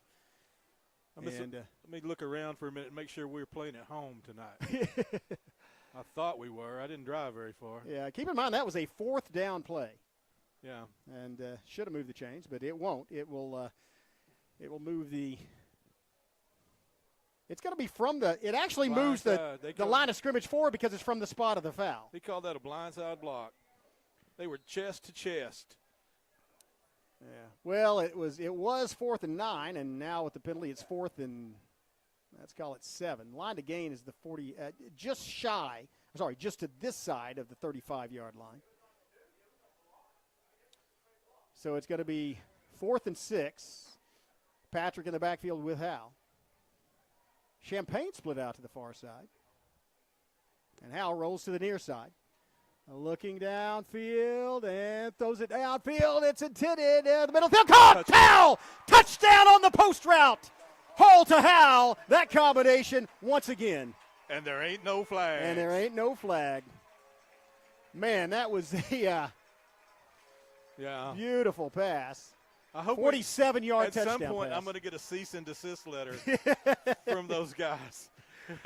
47-yard. Maybe from the referees too, but I was talking about from those radio guys that said that first. Oh, and there ain't no flag. It was like you said Arkansas. I think it was a Texas state championship. Was that? I thought it was Arkansas. I thought it was at Cowboys Texas Stadium, though. I don't know. It might have been. That was back in the 90s. It might have been the 80s. It might have been the 80s, yeah. So that's 35-6. 22 seconds left here in the first half, so the Savages overcome those penalties. Keep in mind, that was a 91-yard drive off that Cole Patrick interception. You're right. That was great. Actually, a great possession now that you think about it. Yeah. I mean, you overcame 5 penalties at least, and yeah. Took all the time out of the half. I mean, we just when it was 8-11, I said, there's 22 seconds left. Yeah. So, and that was already into the drive. That was an 8.5-minute drive. Yeah. Wow. Well, and you know what? We're going to get to see. The Savage Pride Marching Band's performance for OBAs coming up here at halftime. They're going to perform the entire performance of what we're going to see Saturday at state contest. Is that a 15-minute performance? Is that what that 12 I think it is maybe? 15. I don't know. Well, we'll find out because we're going to show the whole thing. So stay tuned at halftime. We'll have cheerleaders, we'll have dance team, and then we'll get that performance from the Savage Pride Marching Band. Yep. Excited about what they're doing. Let's talk about our softball team as well at halftime. Lady Savage softball team. We will update you on that. How fun they are. Yeah. Man, I watch just a hint. They're going to a tournament that is the last one of the season. That's correct. They are potential state champions. Yeah. Well, it's going to be Silva to kick off. These have landed around the 25, 30-yard line. Let's see where this one's going to be right at the 30. Fielded. And he goes upfield. Guess who made the tackle? I'm going to say number 50. Hunter Shomo. That's his 4th consecutive tackle at least on a kickoff. Wow. Hunter Shomo is going to be maybe third or fourth on the tackling chart, and that's just on kickoff. What does he so far. What does he play on defense? Defensive tackle? I think he's a linebacker. Oh, he's a linebacker? I thought he was a linebacker, yeah. I guess I could look it up. They make these things called rosters, Chris, and one's right in front of you. I'm surprised he's not getting some time on defense. Yeah, actually, it's not. I just have his Looks like Ginn and Brown in there at the tackles this time. Keep Yep. it back. I just have Shomo's height, weight, and class. Caught and immediately wrapped up and forced out of bounds by Isaiah Fields. That's going to leave enough time to maybe throw one at the end zone. 8.9 seconds. I don't know if they. Well, yeah, why not? I mean, I don't know. We'll see. Does he have that kind of arm strength? I think. He does. Well, he threw it from the 30 to the 20, so I'd say yes. And you also, the way things are going here, look for a defensive penalty for Stilwell. I mean, it's not like it's unprecedented. That's a very good point. But as you mentioned earlier, when they do that, he hadn't had a whole lot of time to throw. We may see a sack on this. Let's see what happens. Savages playing prevent defense as they drop 4 defensive backs straight across the middle of the field. It's launched, and it's going to be intercepted and possibly again, and it is. No, Sky Baker lets it bounce loose. Well, you got to be careful about that. If you go up to get it in that situation, you better come down with it, because if it is tipped, they can catch it off the tip. Now, that's going to – not in the half. I thought it might. That just took 5 seconds. Penalties against Broken Bow. Roughing the passer, personal foul. Automatic first down. Well, that ball landed – at about the 15-yard line. Somewhere in there, yeah. So now with this penalty, he'll have the arm to throw it to about the end zone. It's hard to judge that when you're back there like that, but Sky really didn't have to leave his feet. He could have just kept backpedaling, and the ball would have came to him. But it's hard to know that when the ball's in the air like that. He didn't know where the receiver was. I was going to say, he had his back to the receiver. Right. You know if the receiver's coming back or jumping, that's my so point. you go up. He didn't know where the receiver was, so he went up to get it. Yeah. Good job staying in, getting back there in position and playing on the football. Though. Well, they stepped wow, off. He definitely has the arm to throw it in from here. 36-yard line. That's a big penalty. Fortunately for us, they only have 3 seconds to work with here. Yeah, they're going to launch one toward the end zone. And Savages, again, those 4 defensive backs you see spread across the 25-yard line, and they'll start backpedaling probably as soon as this ball is snapped in their respective zones. He launches it. And that's going to do it for the half. Yeah, he's regretting that decision, because that was Quinlan Bailey. And he leveled him. They're going to help him up, but he is. He's like, I can get on my feet, but it's these broken ribs I'm worried about. Martinez he did take a shot. And so that's going to do it for the half. Savages lead 35-6 here. And we'll take a quick break. Very quick break, have maybe one ad, and be back with the Savage Pride Marching Band. You're watching Brugable Savage Football on the Brugable Network.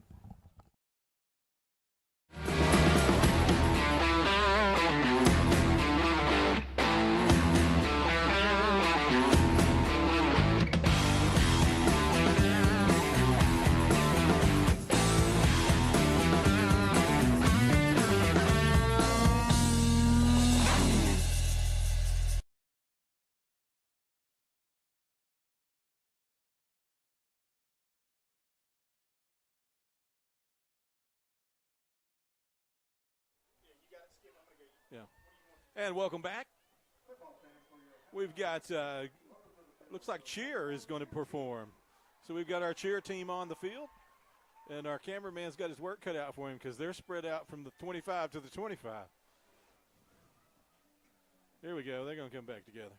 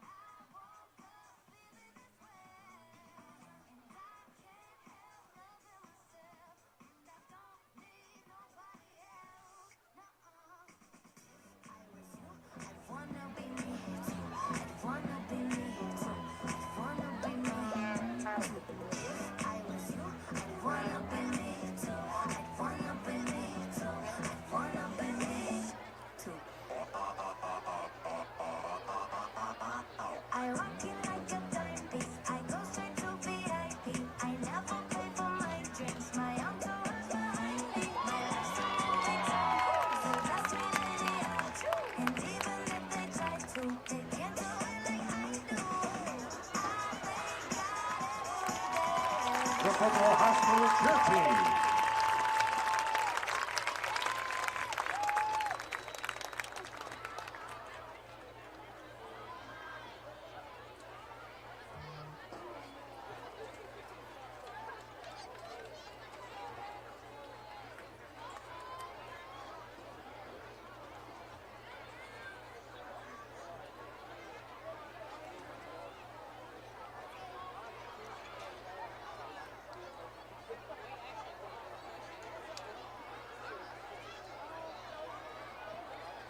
And now on the field, your Kokomo High School dance team.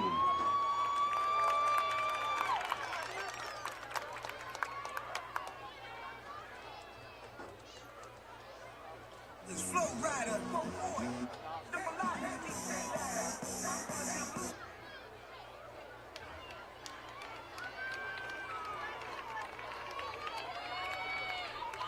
remix, DB, Diaz Brothers, Flow Rider,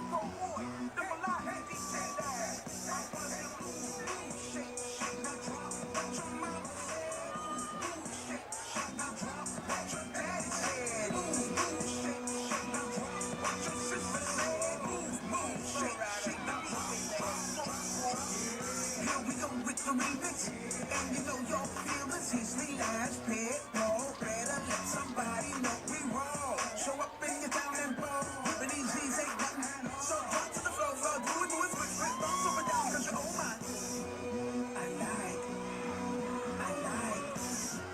I like,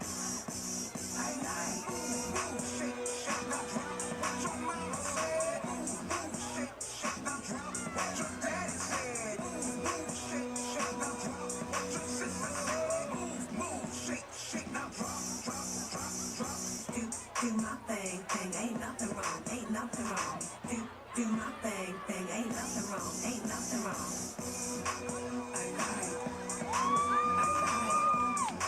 I like.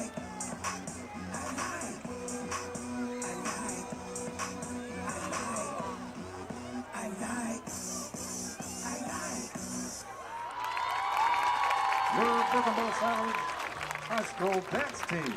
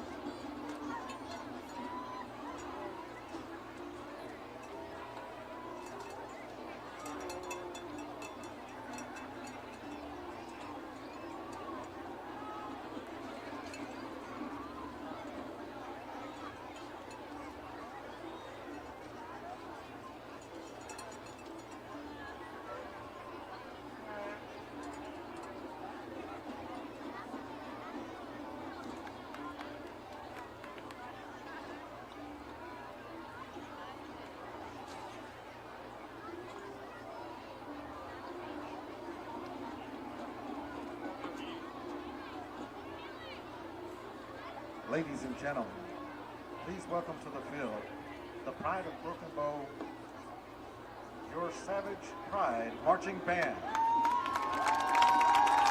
Under the direction of Nick Sheely, Lucas Hout, and Rebecca Culver, and led on the field by Drum Major America Romero, the band proudly presents their 2024 Productions Sideshow. This captivating performance brings the mystery and magic of the circus to life, with a darker twist that's sure to keep you on the edge of your seat. Tomorrow, the Savage Pride Band will travel to the Oklahoma Bandmasters Association 4A State Championship of Bands, where they'll compete against the finest marching bands in the state. Let's wish them the best of luck as they prepare to showcase their hard work, talent, and dedication on a championship stage. Now sit back, relax, and prepare to be amazed as the Savage Pod Band takes you on a thrilling journey into the world of sideshow.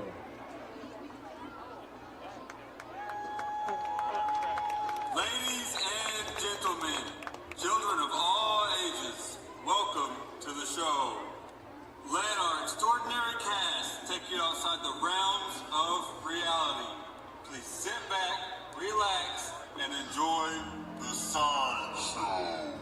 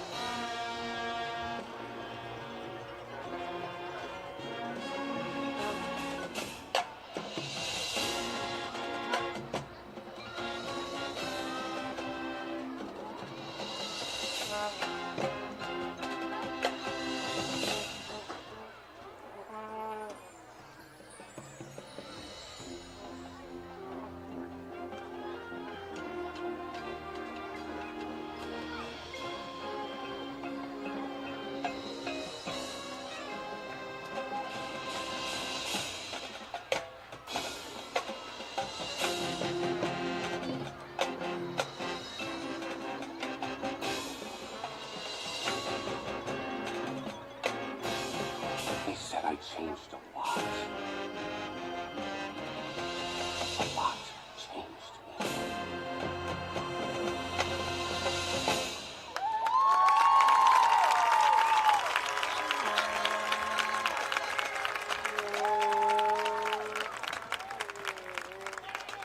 Your Savage Pride Marching Band.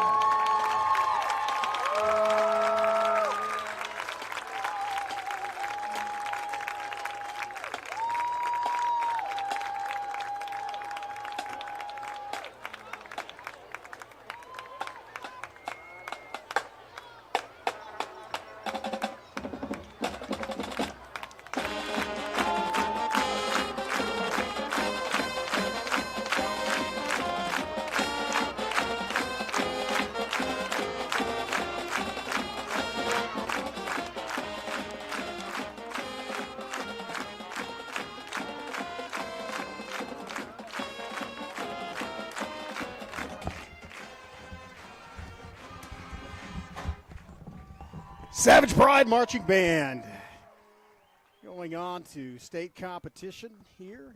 That's their show. That's their performance. The sideshow. Yeah. That's it. That's what they're going to compete with on Saturday at OBA's, and we wish them the best of luck. That's a terrific performance. Yeah, that was fun to watch. Speaking of competing at the state level, Brookville Fast Pitch softball team is going on a little trip to the National Softball Hall of Fame field. Actually, it's at the fields in Oklahoma City. It is at the softball. It's at the Hall of Fame. Yeah, I think they're in Devon Park actually. So you're right. They're going up there. There's 8 teams now left in the Fast Pitch Class 4A tournament. Savages are one of them. We had 3 lower seeds win this weekend. Miami beat number 2 Wagner, which was really shocking.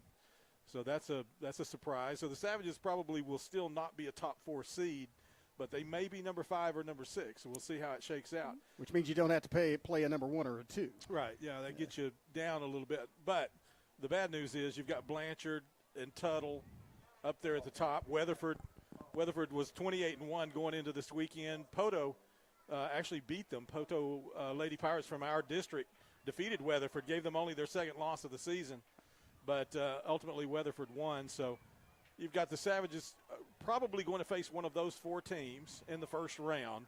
We'll know here probably tomorrow, actually. I would guess that the brackets might be out tomorrow. Yeah, but they are regional champions, and they won going away. I mean, they won in 2 straight games, straight sets, if you will. And if you want to go back to the regional tournament, we've won 5 in a row now.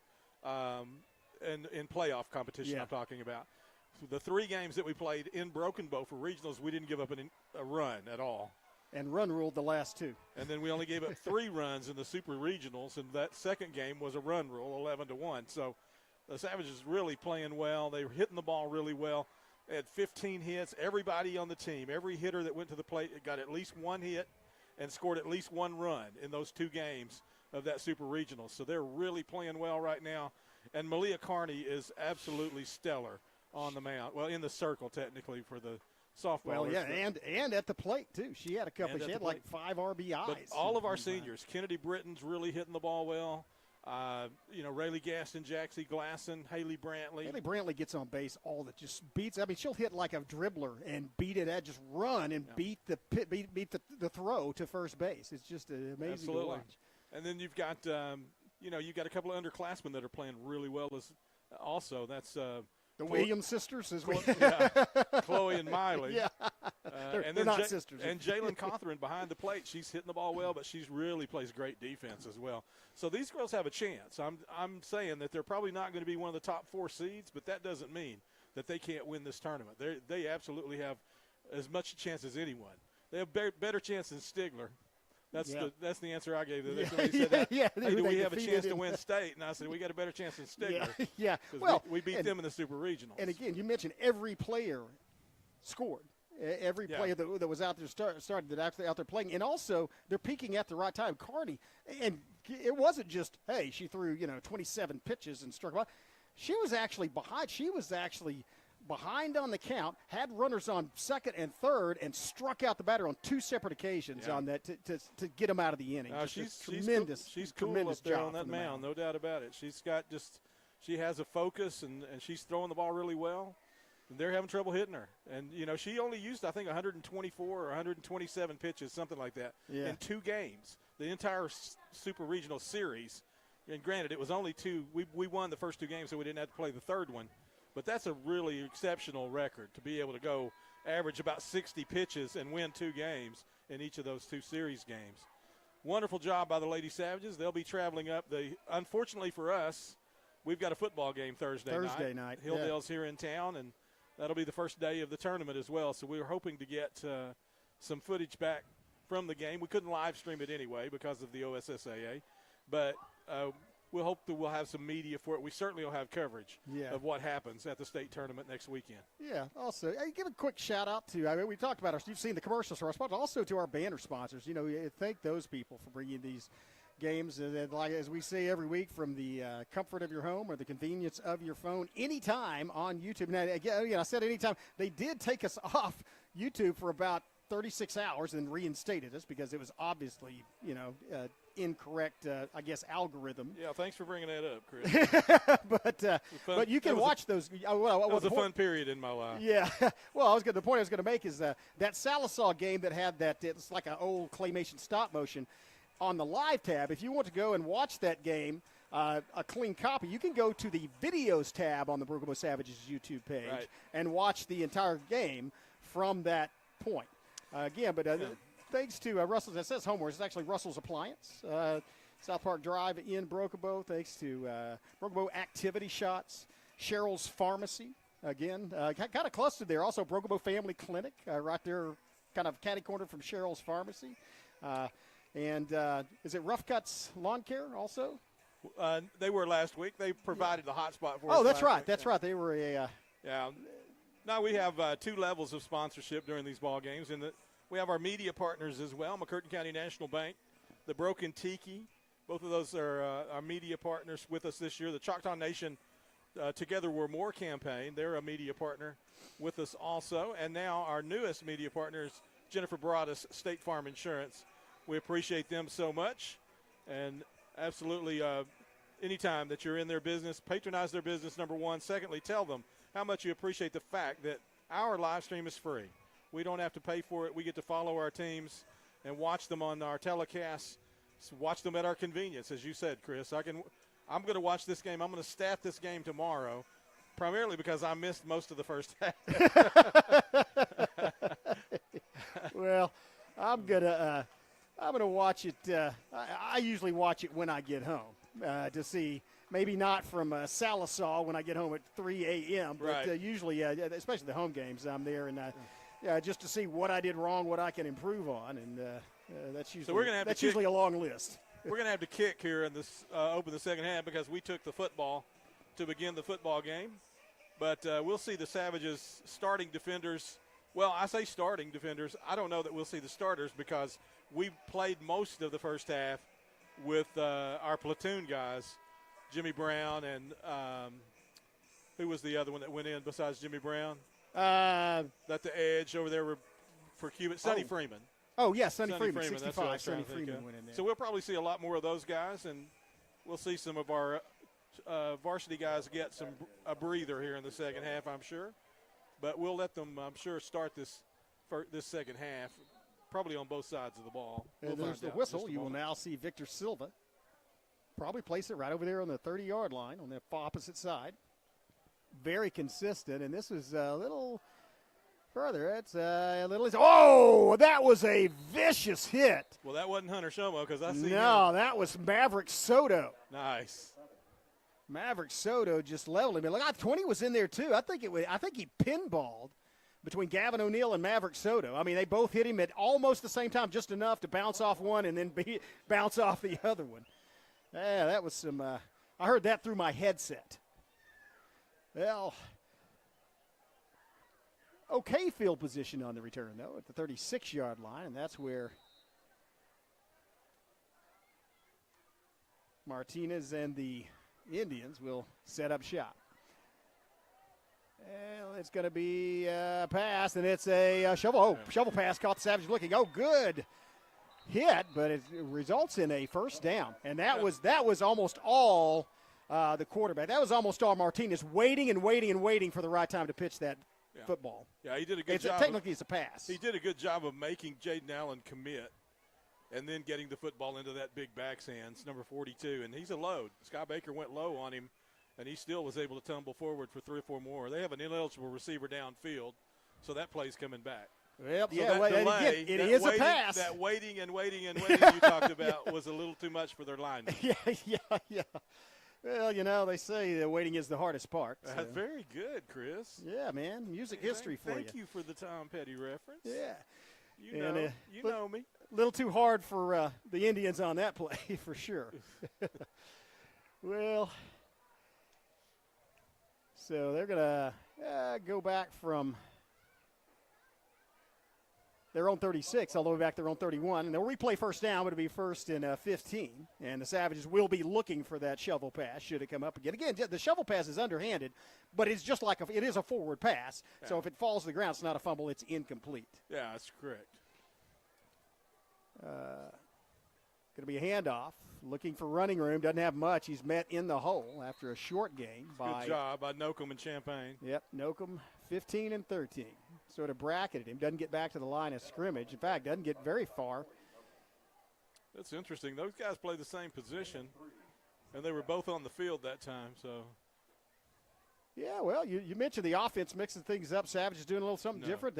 Every week we see something different, and this is no exception this week.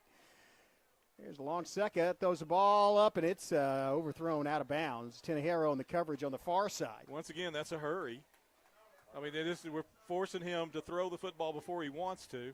His receiver was already in the break, so it was a timing pattern, but Savages are really getting pressure on him. He's having to backpedal, and he's releasing the ball before he wants to. It's clear. The target on that, Brayton Carter, once again, who is by far his favorite target in this game, at least. But it falls incomplete, and that brings up a third and long. Third outside the chains, 3rd and 12. And Savages, as you said, Skip, have done a good job of not allowing them time for that play to develop to get receivers downfield. See if they use that motion here. Yeah, they're going to move him out in the slot. Well, they're moving the big boy out Dowdy back kind of halfway between the line of scrimmage and the split receiver. They throw it downfield, and it is complete. And incomplete. Fell on the ball and tried to sell it, but came up without the football, and that's going to bring up 4th and 12, and they're going to have to punt. Savage defenders doing their job, getting off the field and get the offense back on. Looks like Graydon's going back deep. Or is that Sky Baker? No, that's Graydon. No, that's Graydon Howell. Yeah. So back to punt. I say the offense is going back on the field. Well, Howell's back there to receive. Yeah, I don't want. It may just be he just may be the most sure-handed person on the field. That may be why they have him back there. Not sure if he'll return it or fair catch it. I guess it kind of depends on the punt. That's Dowdy back to punt, and he one step and then powerful leg, kicks it up and takes a bounce and then goes out of bounds about the 39-yard line. Graydon had the idea. He saw him dart towards him without that bounce. I was looking at that through binoculars, and there was just this black and gold flash from the side with a little bit of pink in the middle, and I said, like he was moving. He saw it take that big bounce. He thought, I'm gonna take the one hopper and maybe take it to the house. He could have probably. The sideline was wide open, but the ball bounced out of bounds on him. Yeah, he didn't want him to get as a former looks like Jackman. Coach used to say lackadaisical. So we've got Porter at the right tackle this time, and Burris at the guard, McDaniel at the center. Looks like Jackman at guard, and is that Cupid left side? Yeah, I think that's Kyler Cupid left tackle. And then they have Brandon in at tight end, Williams in at the slot, and they're just going to follow those big guys, and it's going to be Bailey trying to get to the corner. He does, 40. Gets past, does not get past. That's a good open field tackle by number 12. Yeah, and he did a good job of stretching it out, going laterally, and preventing a bigger gain by Bailey. So gave him about, let's call it 3, or is it just 2? That's 3, 2nd and 7. They're going to bring Cody in. Or Corey Frazier, I'm sorry. Corey Frazier in for Bailey here in the backfield. Yeah, and they're going to send Brannon on the far side along with Tenejero. Williams once again in the slot. They got Hall split out to the near side as the lone receiver to the near side. It's going to be a play-action pass. Howell rolls out to the further side. It's sidearms it, and it's complete across the 50, across the line to gain. That was just a sidearm pass to Williams, and he caught it and did exactly what he needed, which is fall forward and get the first down. No, that play was designed to get the absolute yardage that they needed to move the chains. Did the job. Nice little catch and completion.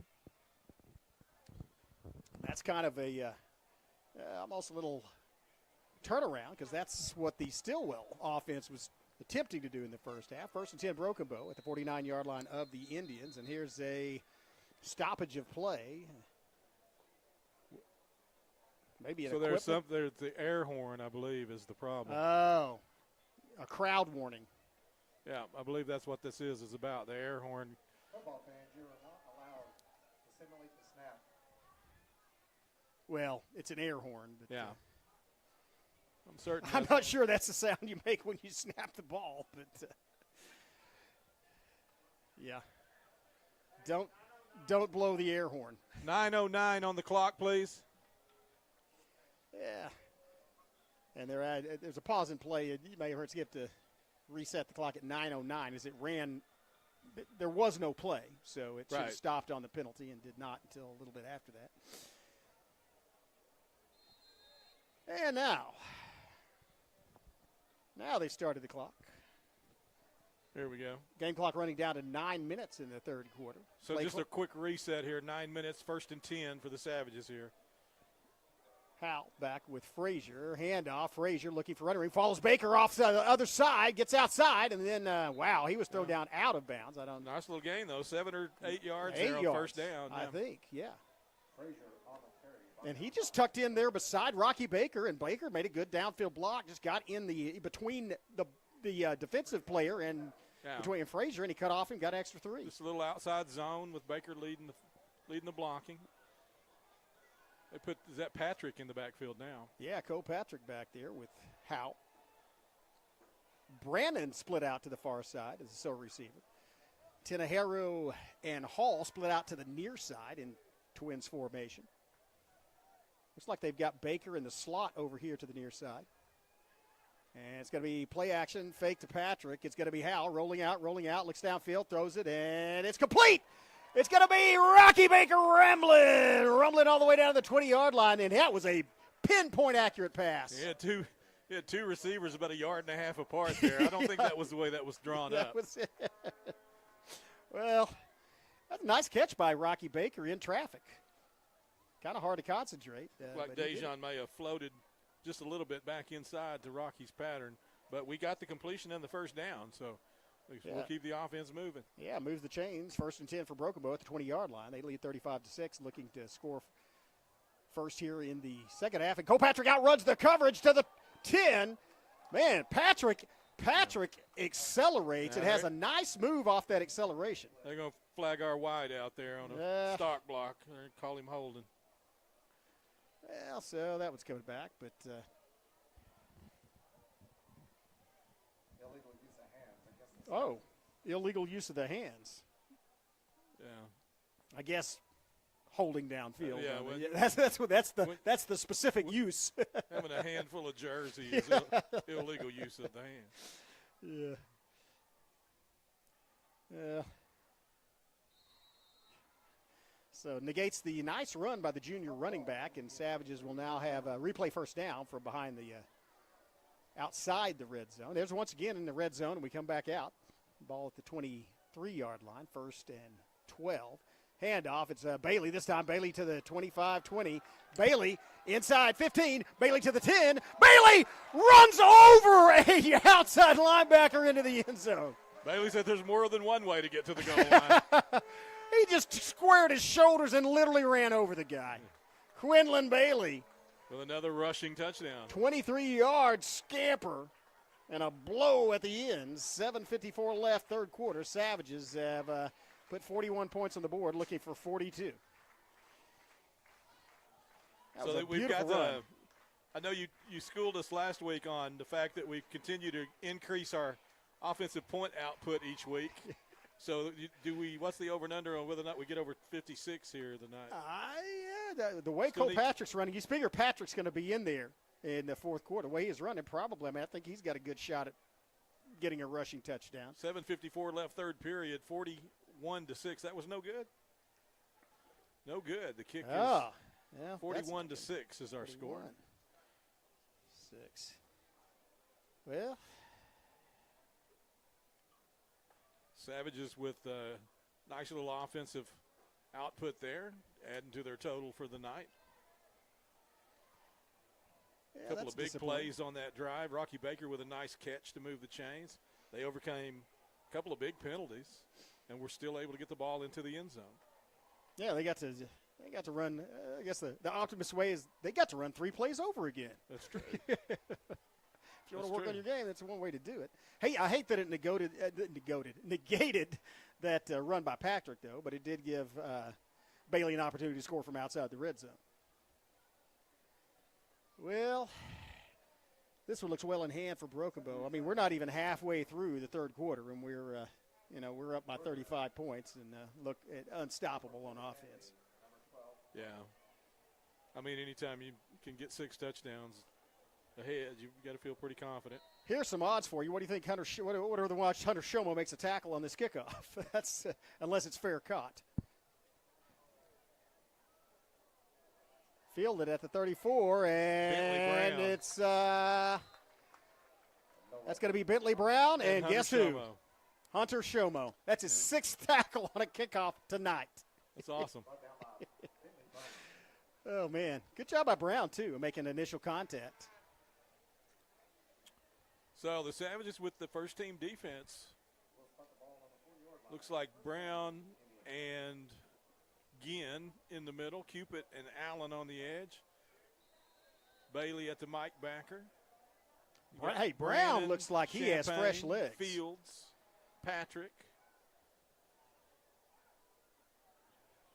Caught out by Carter. He eludes one. Oh, watch out. It's off to the races. Makes a move back inside. Another move. Oh, wow. Carter is not giving up. That was a great spin move as he had Quinlan Bailey coming at him full steam, and he needed to spin for self. That was a very impressive run, but there is a penalty marker. Okay. I was going to say for self-preservation on that as Quinlan Bailey was about to unload him. Impressive yak by Carter, but I think that's going to be a holding penalty in that area. At the midfield stripe, so it's going back blocking to the back 40s. Maybe. I think it's going to be 1st and 10 again. Here's the referee with the call.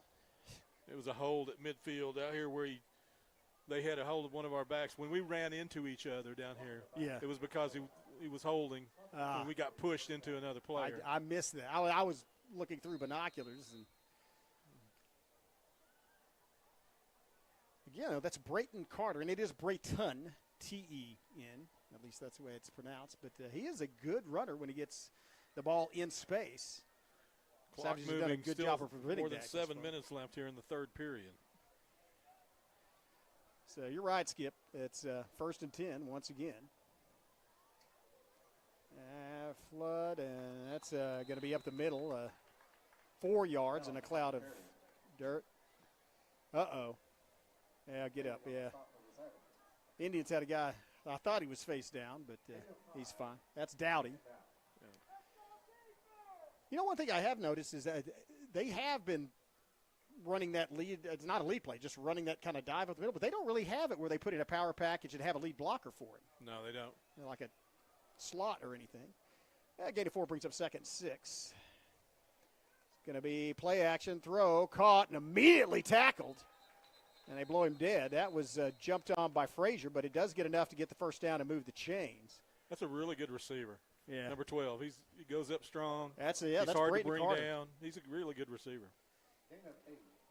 He's actually the one that scored against Tulsa McLean last week on the first possession for him. Just a sophomore, Chris. Yeah, that's something to watch. I don't know.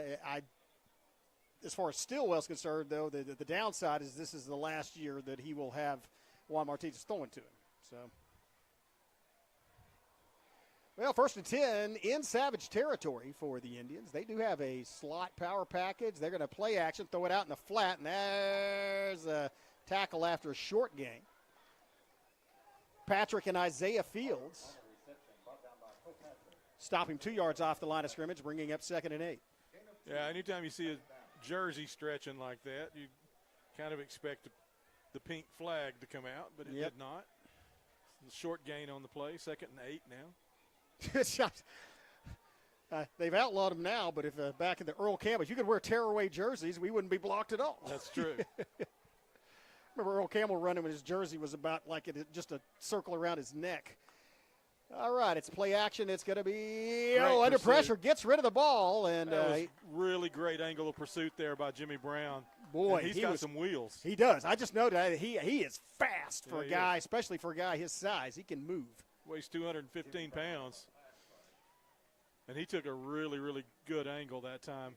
Forced Martinez to throw it well before he wanted to. 3rd and 8 now. Yeah, Brown just a junior, so. And again, this is the Maverick Lang has put in a system. This is the Broken Bow system now, and he's developing these players. You see new guys. Or underclassmen or somebody rotating in here and making an impact. Brown almost made one on Martinez that time. Here's play action, throw out into the flat. It's caught, and he is immediately grabbed by Tinajero, but he managed to pull Tinajero about 3 more yards. Still, that's going to bring up 4th and about 5. Denver Bruner. Freshman. Never play cards with the man named after a city. Yeah. Bruner's just a freshman. Yeah, he is just a freshman. So a lot of young players for the Indians. I think they're going for this. I mean, they're kind of in no man's land anyway. They're down by 35. They're at the 39-yard line. Question is he going to throw it? We haven't seen a hard count yet tonight by Stilwell. And now we have. Savages show discipline, don't fall for it. Calling it a play. Play clock at 5. They're going to have to call timeout or have a delay of game, and that's what they do. Yeah, the Savages just stayed in their base. They didn't do anything. Just didn't give him anything to look at, and so I think he just waited a little too long there. I think the whole plan there was to try to get him to jump off sides, and when it didn't work, they didn't know what to do. I think they had a play called. I think they just thought better about running it because the Savages didn't move on them. So yeah, we'll see. They're going to run a play, though. I don't think they're going to kick the football. Yeah, we'll stay right here. Timeout on the field called. That's their first timeout of this half. Again, 4:27 left in the 3rd quarter. Savages lead 41-6. And just a dominant performance. Savages turned over the football. And that, I guess those were points off turn. It actually led to their only touchdown. They missed the extra point after that. But actually, I think the extra point was blocked. They didn't just miss it. It was blocked by Broken Bow's extra point block team. But other than that, it has been Savages already with 3 interceptions, 2 by defensive linemen. That's a good point. Yeah. And, looks like what are they going to do? Sonny Freeman coming out. Well, he's not hurt. He's just coming off the field. Yeah, we got the slot here, strong left. I haven't seen Martinez run the football yet. He's going to throw it here, though. It's going to be fake. They throw it downfield, and nope, incomplete. Broken up by Tinajero and Hall. That's our ball. Or Sky Baker. Good defensive move. And so that's going to be a turnover on down. Savage football, 4:19 left, 3rd quarter, already leading by 35 points. And let's see who's in the huddle here. Cole Patrick's out there. Blake Skelton's in the huddle. Yeah, we may get to see and the throwing arm of Blake Skelton. Is this Skelton behind? Nope. No, it's number 4. QB1 still in the game. Yep. Going out there. Champagne's going to the far side. He does have Patrick in the backfield with him, though. Yeah, he does. Okay, 1st and 10, Broken Bow, their own. Looks like Burris and Porter still on this right side. Yeah, their own 39-yard. In fact, it's the same 5 up front. Handoff, Patrick looking for running room. Wow, he just goes right through the middle and gets what he can, 5 yards. And that was a nice run, just following his blocking inside, keep his legs pumping after he was wrapped up to get an extra yard. Yeah, speaking to Burris and Porter, they did a good job of blowing Stilwell back 4 yards there. Give Cole a little chance to get some more rushing yardage. Clock under 4 minutes left, 3rd period. Still 41-6 Broken Bow. 2nd and 6 for the Savage offense. Same formation. Handoff, Patrick coming to the side. This time turns it up at the 50 to midfield to the 45. And, man, that was just good running, good downfield blocking as Cole Patrick got across midfield, picked up a first down, and moved the Savages into Indian territory. Yeah, nothing fancy there, just a zone read. Turned the ball around the right edge, and Cole found some running room. Good blocking up front. You saw Burris out there leading the play. Yep. That's an easy way to move the chains. If you can do that, keep doing it. Yeah. Yeah, quick shout-out thanks to Jonathan Calloway here directing tonight. Zach West on the main cam. First and 10, Rokobo, 42-yard line of the Indians. It's going to be Frazier. Frazier looking for a block, and, man, he should have made that cut a little sooner. Oh, he throws it back to Howell. That's an improv. Now watch it. Graydon Howell running with the football. Graydon Howell to the 40. Graydon Howell somehow spins away out of a tackle and gets to the 30. Winds up sandwiched between two defenders. Holding against Broken Bow. Yeah. Again, that was just an improvisation as Frazier just tossed it back to Graydon Howell. And they were just trying to make scary. something happen, but they're going to lose 12 on this penalty, I think. Well, they have to mark it from the line of scrimmage if it's in the backfield, don't they? You know, I'll keep my trap shut. It's going to be first and 20. No, I won't. I didn't see the penalty. But if you're not going to call the tackle on Allen in the first half, then don't get ticky-tacky with holding penalties. Anyway. Preaching to the choir there, my friend. That's right. Well, Savages back in their own territory at their own 49-yard line, first and forever. And here comes Frazier running to the near side. Nice play by the cornerback that time. And he's bouncing it around, and Howell.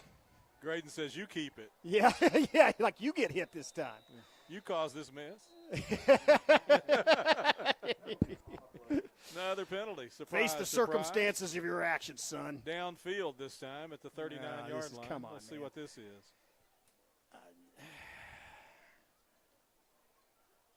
Personal foul against Broken Bow.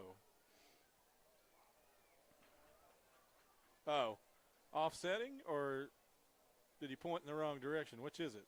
I don't know. I did not get that. He pointed in the wrong direction because they're stepping off against Stilwell. So that should be 15, an automatic first down. Personal foul. Okay. Yep. Automatic first down. You're right. Oh, hands to the face again. Again. That's like the third time they've had that penalty in this game. So there was a time when personal foul was an automatic first down, but it is not anymore. Oh, that so we're is going my to be mistake. first in about 2 here. So it's an impersonal foul? I guess it is, yeah. Well, that brings up, first and a lean forward for the Savages. Ball now at the 34-yard line of the Stilwell Indians. It's going to be Howell back to pass. Nice protection. Now he has some pressure and throws it across. Oh, it's caught! It's going to be Hall. Hall splits two defenders and all the way inside the 5 to the 4-yard line. Man, Hall is dangerous when he gets the ball in the open field. That was a great pass by Howell. That combination right there, Graydon Howell to Dejon Hall. Get used to those names because that's a freshman. Sophomore and a freshman. Yeah, a freshman catching a pass from a sophomore. Yeah. We will not hold their youth and inexperience against them. Thank you, Mr. Ray. But we will hold it against our opponents. Yeah, I thought he was. I don't know. When you've combined for about 7 touchdowns, I don't think you're inexperienced anymore. That's true. That's. He doesn't play like a freshman. No, and he doesn't look like one either. And that brings up a first and go. Now they're going to flip both Brannon and Williams the other side. Power football, and then they go back to the no. It's going to be Howell on the keeper. Howell spinning. Howell diving forward, falling forward to the 1. Clock's going to continue to move down under 2 minutes now here in the period. Sure, the Savages are perfectly content with letting the play clock reset here. And actually I missed it. Khalil Flagg was on the field that time, coming off the field now at the White. Another freshman. Yeah. And I think they're going with maybe a little more of a power package as they have Brannon already at tight end on that far side, and they're going to add Rocky Baker over there. Yeah, he's letting the clock run, so I mean, 25 on the play clock and $1.20 on the game clock. Second and goal. Man, it's 9 o'clock now, and we're still in the third quarter, and this has been a fast-moving ball game. It's just with all the penalties, it's taking a lot of time. Now they're going to flip that power package with Brannon and Baker to the other side, and they're just going to let him fall right in the end zone. That was untouched Frazier just following the block in a nice cut that time. Savages now with 47 points Opportunity to make it 48. You know, we've got 9 or 10 players that touch the football. All of them on any given play, depending on who's on the field. You just don't know. It's hard to defend this Broken Bow offense. And Graydon distributes the ball very, very well. He finds open receivers. He reads the zone really well. Savage offense looking really good. They've got the Hilldale Hornets next Thursday night game next week. Yeah, kick is good, by the way. Here in Memorial Stadium. The Savages up 48-6 now with 55 seconds left here in the third period. Back on that thought, the Hilldale Hornets coming to town. They have an interesting game tonight. Hilldale and Ada play each other in Hilldale. I'm really curious about that. In fact, if there only was a device that could tell me what the if score they only is had of that some sort football of game. handheld computer that was attached to, Something the that I interwebs. carried around in my pocket. Yeah. 27-21. Hilldale leads Ada. 5 minutes left in Wow. the third period. Wow. Yeah. Hilldale has that running. Now, they allowed 2 years ago, they had a great running back that had graduated, but that's kind of what they base their offense on. They got another good one as a sophomore, right? Yeah, they've got a kid, Smith is his last name, number 7. Yeah, he just made that up. Yeah. But he scored against Salisaw in the first 8 minutes of the football game. He scored on a kick return, a pick six, and a reception for a touchdown. And he was their lone offense. But they had Salisaw down 21-6 at the end of the first period and then lost the game in double overtime. But it would be something else for them to defeat Ada tonight. It's Ada beat Poto last week in Ada. So this is a topsy-turvy. No one thought the Savages would be the odds-on favorite in this district either. And there's a miscommunication as number one called for a fair catch. Number 2 stepped there and tried to – once you call for a fair catch, doesn't matter if you catch the ball or not. That's where the new faces on the field here, Chris. Sonny Freeman's out there along with number 71. And that is a number I do not recognize. Help me out. Yep. I'm not sure. That's he moves like Jackman. Did Jackman change jerseys? No, it's Aiden Hammonds. Aiden Hammonds. Okay. Yeah. So Aiden He's Hammonds out there on next to Brown. He's playing the edge over here. He's in Jaden Allen's spot. Jimmy Brown next to him. Cale Ginn, Sonny Freeman. Those are your 4 up front. Bentley Brown, the Mike backer.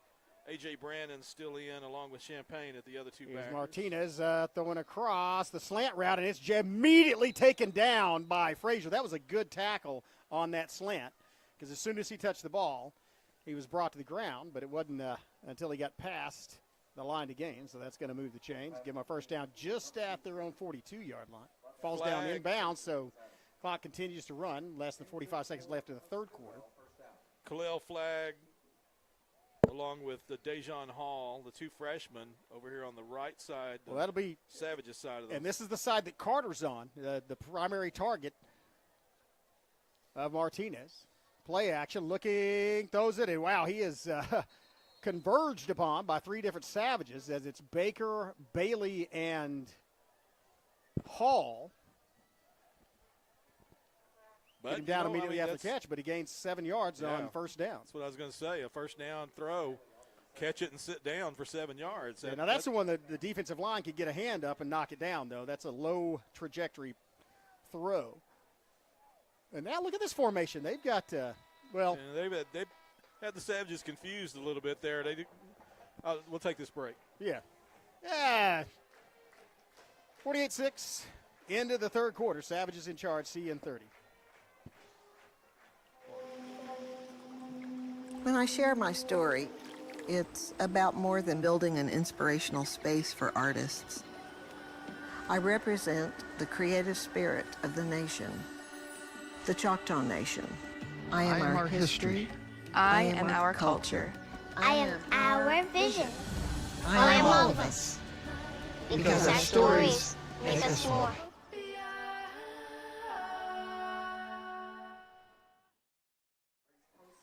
Welcome back. Well, fourth quarter about to begin. Broken Bow 48, Stilwell 6. Kind of expected that. Again, Broken Bow a heavy favorite at home against the Indians, but you have to go out and execute, and Broken Bow has done that so far in this game. Stillwell has managed to take this drive across midfield and Now faces a 2nd and 5. Let's call it 2nd and 5 from the Savage 47-yard line. Any updates on that Ada Hilldale? Same scores, 27-21. Here's an interesting score. This is a tighter ball game than I expected. Sallisaw 21, McLean 14. Oh, wow. And there's a run. Does not get enough yardage for first down, as looks like the legs were taken out by Brown and Champagne. I'm sorry, it was called today. That was actually Sky Baker making the stop, going up from the free safety position. And so that's going to bring up 3rd and short. And this is where the Savages excel if they run it, is they've been pretty stout against the run on short yardage. I expect the Indians to throw one of those passes to the boundary on this. I don't think they're going to try to run it against us. Could be wrong. Well, third. Last time they went play action to the H-back. Well, they have an open backfield. Now it's going to be Carter fake, and they are running it, and he has an open lane and gets across the back. That's Wildcat. They snapped it to 21. Oh, that was Carter. I thought, why did Martinez running it if he's that good? That was Wildcat, yeah. Yeah, well, and that's, we talked about, again, just a sophomore. We talked about what a good player he is, and that's kind of what you want. You want to get the ball in the hands of the guy that can make a play, and so they've opted to just snap it directly. They may continue with that. Nope. Back to Martinez. Twins split out to the far side. One back in the backfield, rolling out to the far side, throws it upfield, and that bounces off the ground, incomplete. Good coverage. Stopping the clock. 10:46 left here in the 4th period. Savage defenders doing a good job just kind of staying in the base, watching the play develop, and just keeping eyes on the nearest receiver. Wow. Nokum out there in one of the linebacker spots this time, along with Brannon. And we ought to call him Knockem because he does. Here they are with doubles. 2nd and 10, though, and it's there's the big guy. That's going to be Dowdy, and he dives across the line to gain. That's going to move the chains, first down, and that is a play that might work. If you can get the ball to that big guy out there with some momentum on him, he can run over people. Yeah, that's a Stilwell first down.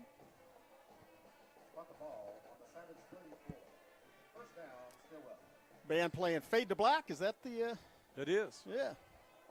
Good tune for tonight here at home in the black uniforms. But they definitely haven't faded. They are going strong. 1st and 10 from the 34. Pass out, and it's overthrown. Might as well hadn't been complete because Flagg was out there along with Sky Baker to make the tackle immediately had it been complete. In addition, I said it, because of all the penalties, which do stop the clock, but also a passing game like this, the clock stops after every play if it's not down in bounds, the incompletion, and so this is dragging on. Very good point. That's better. What game was it that it was this season, and it was like 10:30.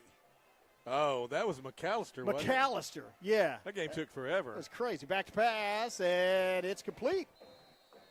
Far side. Right near the 30-yard line. 3rd and 7 or so.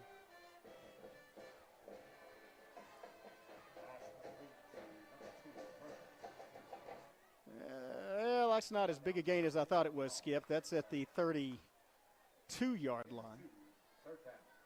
So that brings up a 3rd and 8.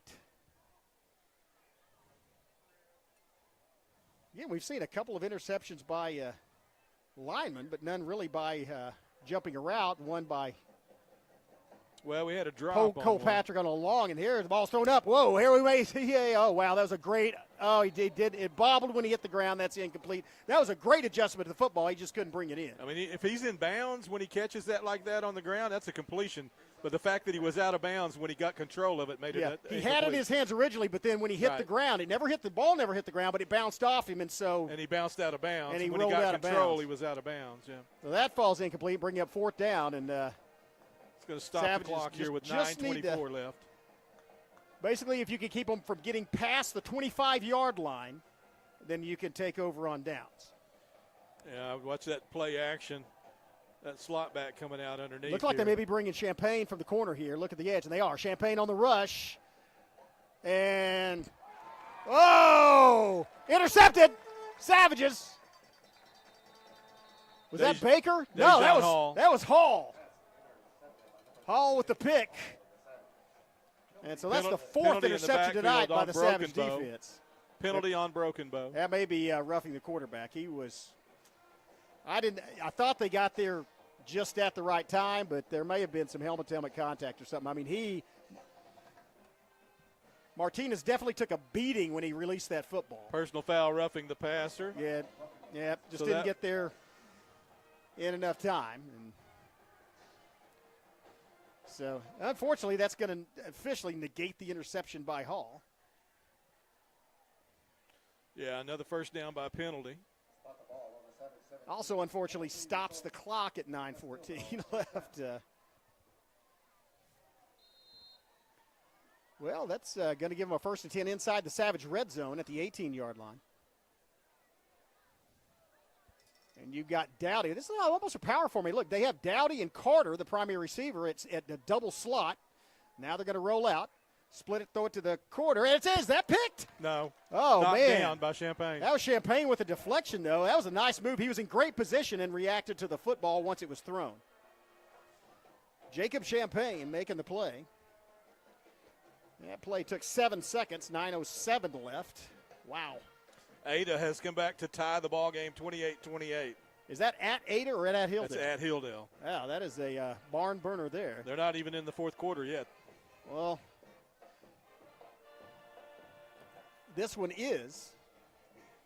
If it keeps going this way, they may finish before we do. Be nice to get a pick. On those low angle, low trajectory passes to the flat, you do have a chance to pick it off and have a good lane to run. Martinez going to run it now. Looking to get outside, and he is brought down by Brannon. Little help from Flag. And so just a gain of about 3. And that's going to keep the clock running and bring up 3rd and 7. It almost looked like A.J. had him by the ponytail. I thought he might have had him by the hair. Yeah, I thought like he originally grabbed that and then let go and grabbed the shoulder pad or something. Yeah, once again, they're going to have back to pass, throwing on a fade route, going, looking. They're shoving inside. He pushed off. There was not called, but he actually pushed off on Frazier. That is a touchdown, and will count. Well, that's 6'4" against 5'6". Yeah, well, and he pushed Frazier off once the ball was in the air. Yeah. So, but it does count. That gets 12 points on the board for the Indians. You almost expect them to go for 2 here. They missed their kick was blocked, so. And that's actually a good call by the kid. You got a 6'5" receiver against a 5'7" or whatever. I mean, defensive back. You throw that. That's what you do. You just throw it. They saw the mismatch and he just threw the fade. It was intended that way. The quarterback just literally threw the ball to the corner. That's all he did. Yeah. Rolling out to the side, throw, and it's caught in the end zone by Dowdy. That's going to be a 2-point conversion. That makes it 42-14. 48 I expect an onside kick coming up. 48-14. 48-14. Sorry, 48-14. Still 8 that minutes. Reminds me, I need to check on that optometrist appointment. 48-14 Broken Bow. Expect an onside kick here. 8:20 left. You see Graydon on the sideline, Graydon Howell with some M&Ms or something. So I'm going to suggest those two cats right there, 44 and number 4.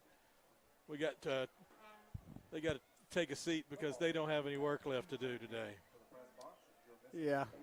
Well, they don't have any work on the football field. They're signing autographs for some of the young fans, I think. And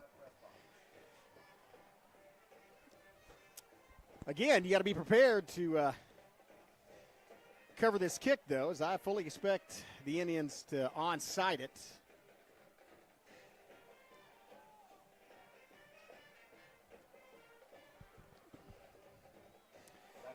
Nope. There's a little bit of a gap there if you look at the Savages between the 50 and the 45, and then the next level is at the 30. And now there's being signaled by the coaching staff to move up. That's what I say. There's too much of a gap there, but now that second level second 3 players have moved up to about the 37-yard line, and so that's good enough to cover it if they try to squib it. Let's see where the ball goes here. Nope, they do. It's kind of a direct kick back there, and it is going to be went out of bounds. So that's going to be Brokenbow's football at the 35-yard line. He was standing out of bounds. He picked the football up. What? He was standing out of bounds. He picked the football up. That's got to come back to the 35. The ball was still in play? That's got to come back to the 35-yard line. Yeah, that's why I saw Isaiah Fields over there, but it was out of bounds. They blew it dead. They blew the whistle, and then he picked the football up. He was standing out of bounds, and he picked the football up. And they're going to mark it at the 5-yard line. There you go. Now he's got the right call. Yeah. Training day. You really have to coach him through this. Training day. Again. Well, so the Savages should have 1st and 10 at their own 35-yard line, should they elect. He's waving it off. The white hat is going to put the ball at the 5-yard line. Okay. Well. What is going on here? If they blew it dead, the ball on a kickoff, if the ball stops, it's not dead until somebody picks it up. If the player's out of bounds and makes contact with the ball inbounds, the ball is out of bounds. He was clearly on the sideline. Yeah. So, oh well, more offense for us. Yep. Put the starters back in, Coach. Okay. Nah, you don't need that. Ball's going to be at the 7-yard line. I was being facetious. I know. Yeah. So it looks like flag going out. Here's Skelton at quarterback. Looks like they have, I think that's Marshall over split wide with flag. It's going to be a handoff up the middle. Watch out. And that's a good gain on 1st down, about 8 yards. Well, let's call it about 6. So this squad's got a chance to give 94 yards of offense here. Well, plus whatever penalty, 4 or 5 10-yard penalties get called. If you had the It started at our own 4? Yeah, well, 6. Oh, okay. Yeah, it started at the 6. The other side of the 5-yard line. Yeah. Hopefully they can keep it on the ground and run some time off the clock. Got Nocum and Flag split left here. Yeah. That is Skylar Marshall over there, by that's the way. Marshall and Patrick in the backfield along with Skelton. Looks Freeman, Cupid, Jackman, McDaniel, and Burris. So the first-team O-line still in the game. And keep in mind that Flag has some speed. He can run. Let's see where they break out of this, too. Marshall to the slot. So it's going to be Skelton in the backfield. He's going to hand it to Patrick. Patrick running off tackle, churning his legs, gets the 1st down. That's going to move the chains. I'm sure we're happy to let the clock run. 7:12 left now in the football game. Yeah.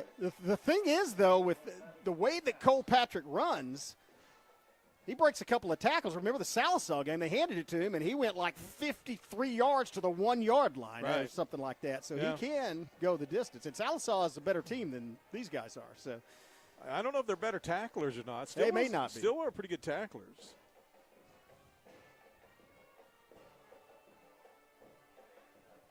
Yeah, it's going to be 1st and 10 for Broken Bow at their own, let's call it 19-yard line.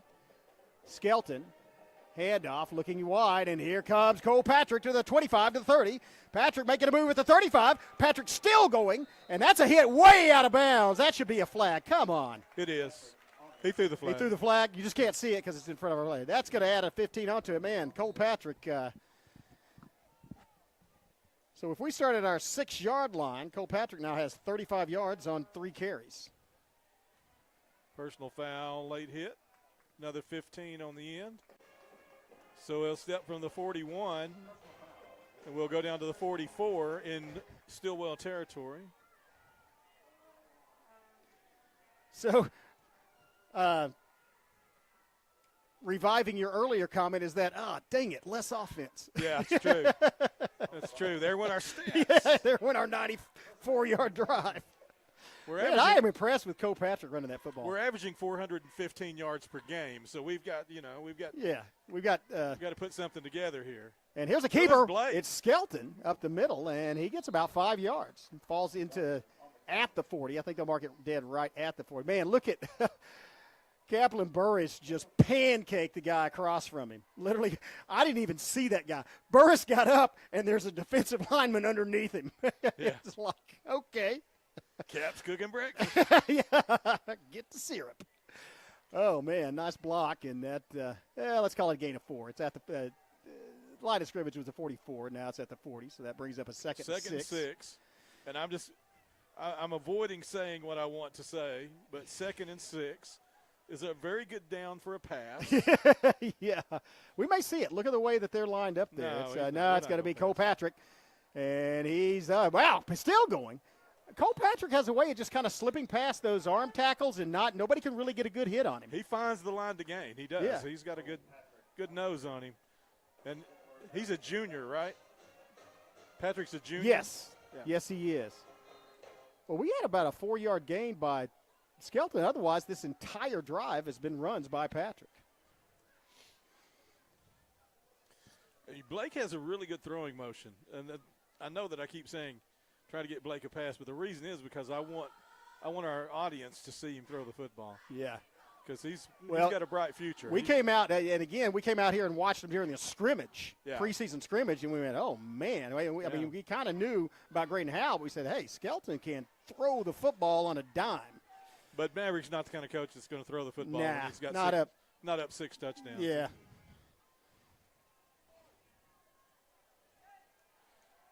Well, they've got Marshall split out to the far side. Looks like nice Giddens block. in the slot. Now it's a keeper by Skelton. Skelton stutter steps, gets past. Doesn't get past the would-be tackler, but manages to get on the other shoulder and fall forward. He made just short of the first down. Made a little move there at the end. Yeah. Look at the difference between the I was looking at the down marker, and the guy, it was literally put on the gain marker like that. That's a first down. Nice run on that move at the end by Skelton. Got past the line to gain and moved the chains. Clock running to 4:07. As it's once again Skelton, Patrick in the backfield. Handoff. It's going to be – no, actually, that's not Patrick. That's Moore. Moore with a nice move. Kind of shoves one of the would-be tacklers inside. So Moore with a gain of about 6 or 7.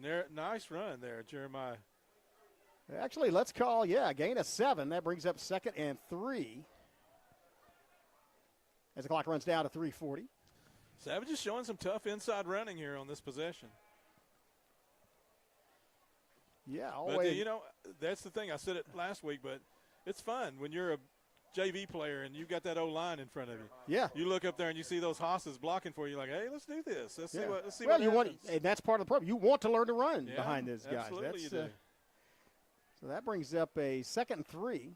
It's going to be Moore running to that boundary. Moore cuts it up. Inside, falls forward enough. He's short of the first down. I thought he got it. Yeah, I think he's about a foot or two short. No, he made exactly the right move, though. He cut the ball, moved forward towards the line to gain. You're right, though. He's just a little short. Still just under 3 minutes left. And so still a really good play by him. Yep, 3rd and 2. Yeah, they're going to do that same. 3rd and 2 feet. They're going to run that. They're going to run that backside trap again. Yeah, maybe get that yard they need. Who do they have in slot? Giddens? Yeah, Jacabrian Giddens. They may run it right behind Giddens over there with Jackson Porter, and that's nope, inside. Oh, nice job cutting off. That's first down and more. Yeah, they pulled Porter. They pulled Porter pulling.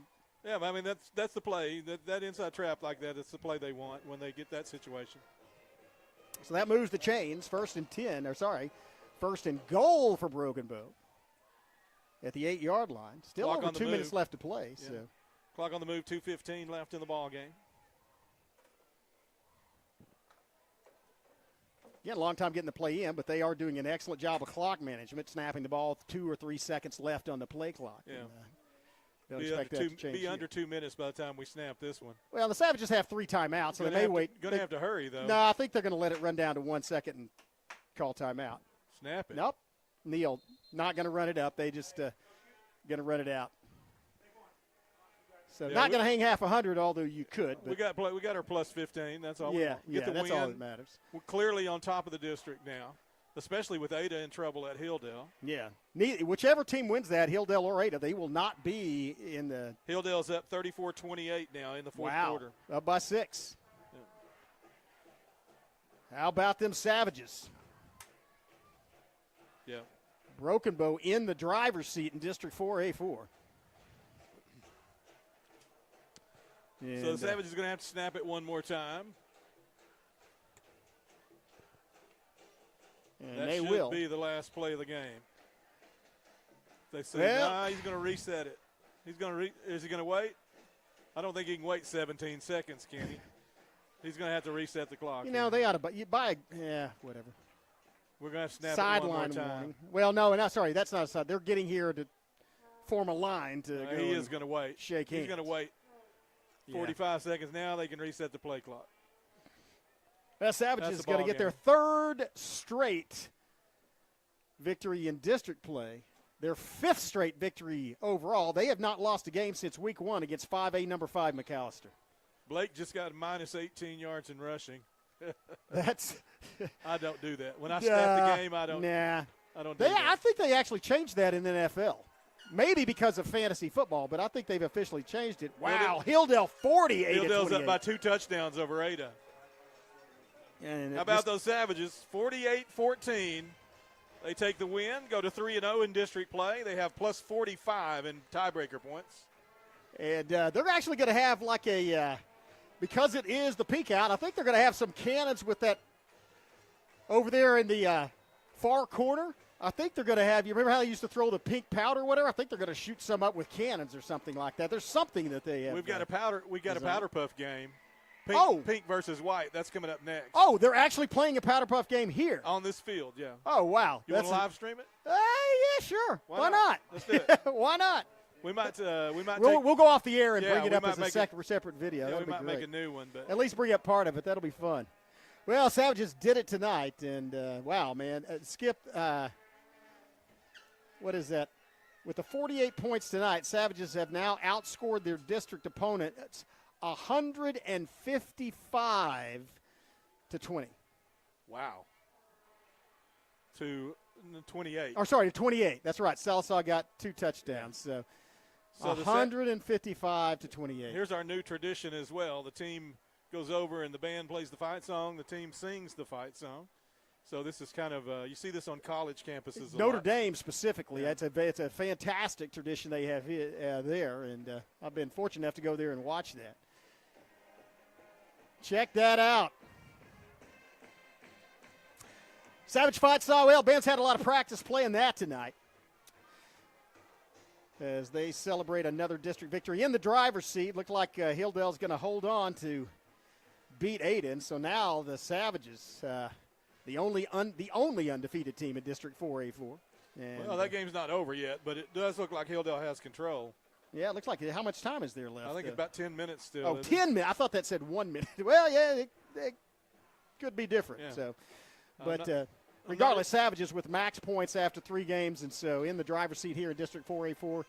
We'll be here again next Thursday night to host those Hilldale Hornets, and maybe coming off a big victory over the Ada Cougars. We might have to watch out for Hilldale. We need to be prepared for them. And it's a short week. Of course, it's a short week for them to prepare as well, both these teams playing tonight. But, well, I've watched Hilldale. I've watched a couple of their games this year, and they do have some weapons. I mean, they've got some things you got to be prepared for.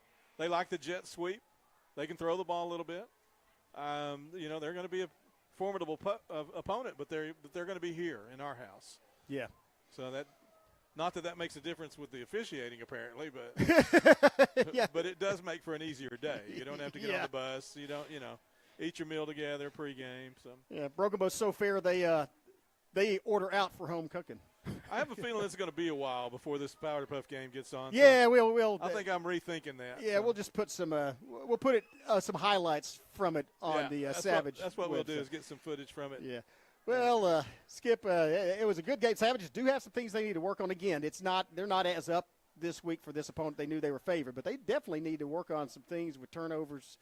Yeah, and I mean, that's a tough critique. I don't like critiquing a team when they're playing an opponent that they clearly have an offensive. have an athletic advantage over. I will say this: it is obvious that they instructed Graydon Howe. Don't run the football. That's correct. Work on your because he could have had 7 rushing touchdowns. Yeah, you're right. Yeah, I agree with that statement. Yeah, because they excelled at defense in an intense game where you've got both teams competing hard, and it's not a one-sided game. Yeah. I think you see a lot more offense from us, a lot of different style of offense from us than what you saw. Yeah. Well, but we get the win, and that's the most important part. And again, being undefeated in district at this point, when we were predicted as low as 8th in some polls, but we're ranked instead of being 8th in our district, we're number 5 in the state, and that's not bad. That ain't bad. I said this earlier.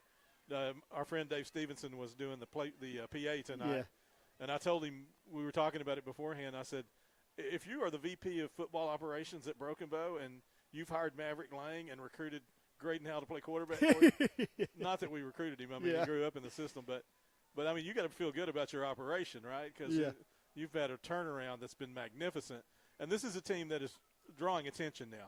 Brent Venables is following Graydon Howell's social media. I mean, we're not a secret anymore. I talked to 3 or 4 different people, one of who's Joseph Jefferson, all-district linebacker. Sure, our buddy Joe. Yeah, the highway patrolman here, but talked about how much fun it is to watch Broken Bow Savage football now. Absolutely. It's a blast. You can't help but get caught up in the excitement and enthusiasm. And the team, I love the team camaraderie that they have. They're one solid unit. And they, again, 9, 10 people touching the football. And the guys that don't touch the football playing like a unified, I mean, they are a force to be reckoned with, those blockers are. Yeah. I love this team. They're really playing well. Yeah, well, we're going to have to be playing well again next week. We will see you on Thursday night, live, another 7 o'clock kickoff, so we'll be on the air hopefully at 6:30. And we'll be ready for the Hilldale Hornets. Fingers crossed. Fingers crossed. Yeah. So, again, big thanks to Jonathan Callaway, run the board tonight. Zach West on our main cam. West G's down the field cam that we didn't get to because of technical difficulties to get to. Let's say thanks once again to our sponsors. Our media partners, again, are the Choctaw Nation of Oklahoma. They're Together We're More campaign. We appreciate them so very much. McCurtain County National Bank not only sponsoring the telecast tonight, but also sponsoring the tickets to the game, the season passes, really just doing us a huge favor, helping to support the Savages. The Tiki Boat, again, we're talking about a business that's flooded with patrons just by being open. Yeah. They don't need the advertising. They do it because they want to support the Savages. We appreciate everything they do to bring us Broken Bow Savage football as well. And what did I say? Choctaw Nation, Tiki Boat, McCurtain County National Bank, and Jennifer Broadus, State Farm. Jennifer Broadus, State Farm Insurance, the newest. Yeah. Those are our media partners. And then we also have our banner sponsors. Which are Cheryl's Pharmacy that is, been there forever, since I think 1919. Broken Bow Family Clinic. That's Leslie Orr Battles, Broken Bow grad. I believe an 88 Broken Bow graduate. I'm pretty sure about that. No, I'm sorry. I meant 98 or 2008. I meant 2008. She's just like 40, 38, something like. I forget, man. I'm getting old and I can't remember stuff like that. Yeah. and Broken Bow activity shots. Sure. Rebecca Stover taking some of the images you will see on the Broken Bow Public Schools Facebook page, well, all the social media pages and their website. And Russell's Appliance, South Park Drive in Broken Bow. Thanks to all them. And we will see you again next Thursday. And, man, it feels good to be a Savage. And once a Savage. Always a Savage.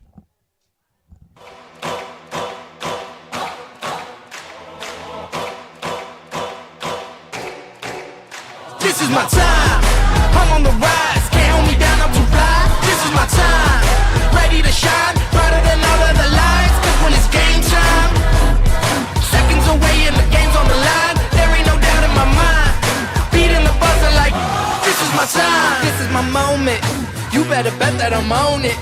Ready and set, I'ma own it. Blast it to 10, then keep going, there ain't no coasting. I never settled on play, putting the kettle to flame.